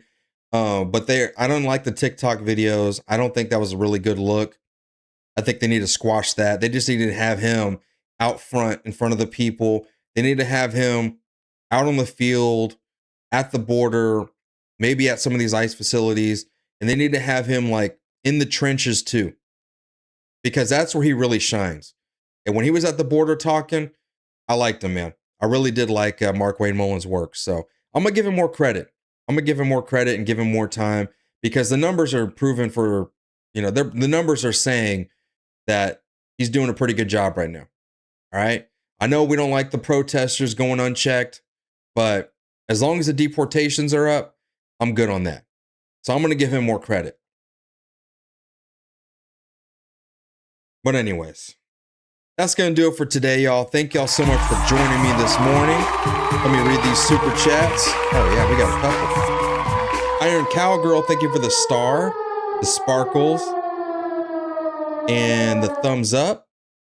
Amor, thank you for the chili. I just clicked off it. I'm sorry. Sorry, Amor. I did see the chili, though. Christy, thank you for the thumbs up and the gold coin. Linda, thank you for the $2. Allison Locke, thank you for the $5. She said, SOS from Massachusetts. It's really bad here. Please send ICE. They're coming. They're coming. Markwayne Mullins and Tom Homan, they're going to be there. Cole, thank you for the $20, man. So not all of Massachusetts is blue. It's corrupt. It's a very corrupt state, and they need the DOJ. It's a one-party state. We live behind the line. Well, when I say that, that's what I mean. It's controlled by the Democrats. I think, isn't the whole state blue?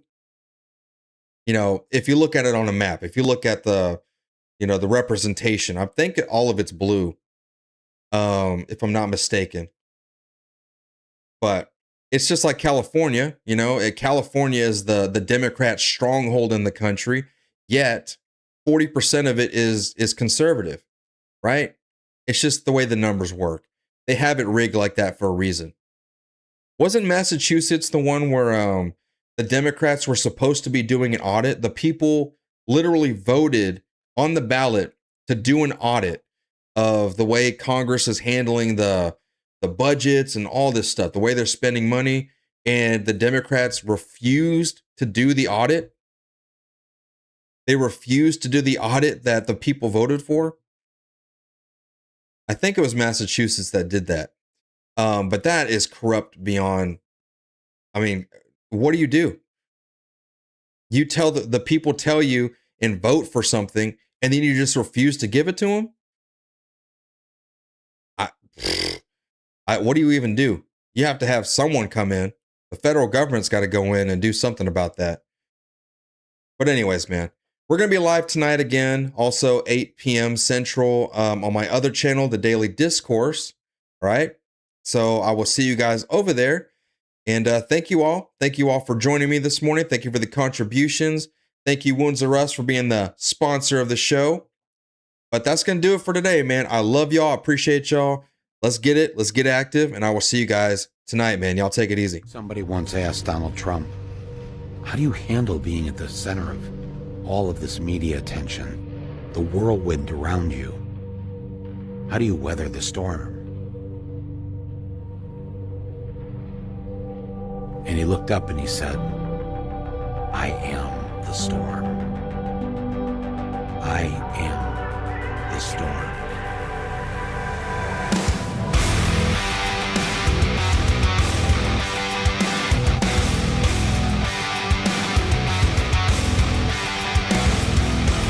Fading fire, I see the sky begin to fall apart. I know you're tired, but you can't keep running. Terrified, I won't see you on the other side. The kids who couldn't stop, they buried in a box, but you can't keep running. I wanna know the way it feels. You cheated death, but now it's real. When your eyes roll back and the world turns black, can heaven fall into my lonely earth? 'Cause hell is when I know you won't return.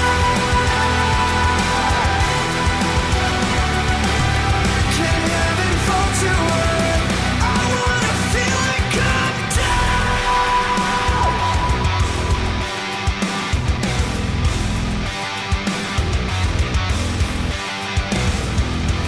Neon grave, illuminate the life you took away. Your heart expired, and now the hurt keeps coming. Silver lines, I don't think that I will ever find how to make it right when you fade into the night. Yeah, the hurt keeps coming. I wanna know the way it feels. You cheated death, but now it's real. When your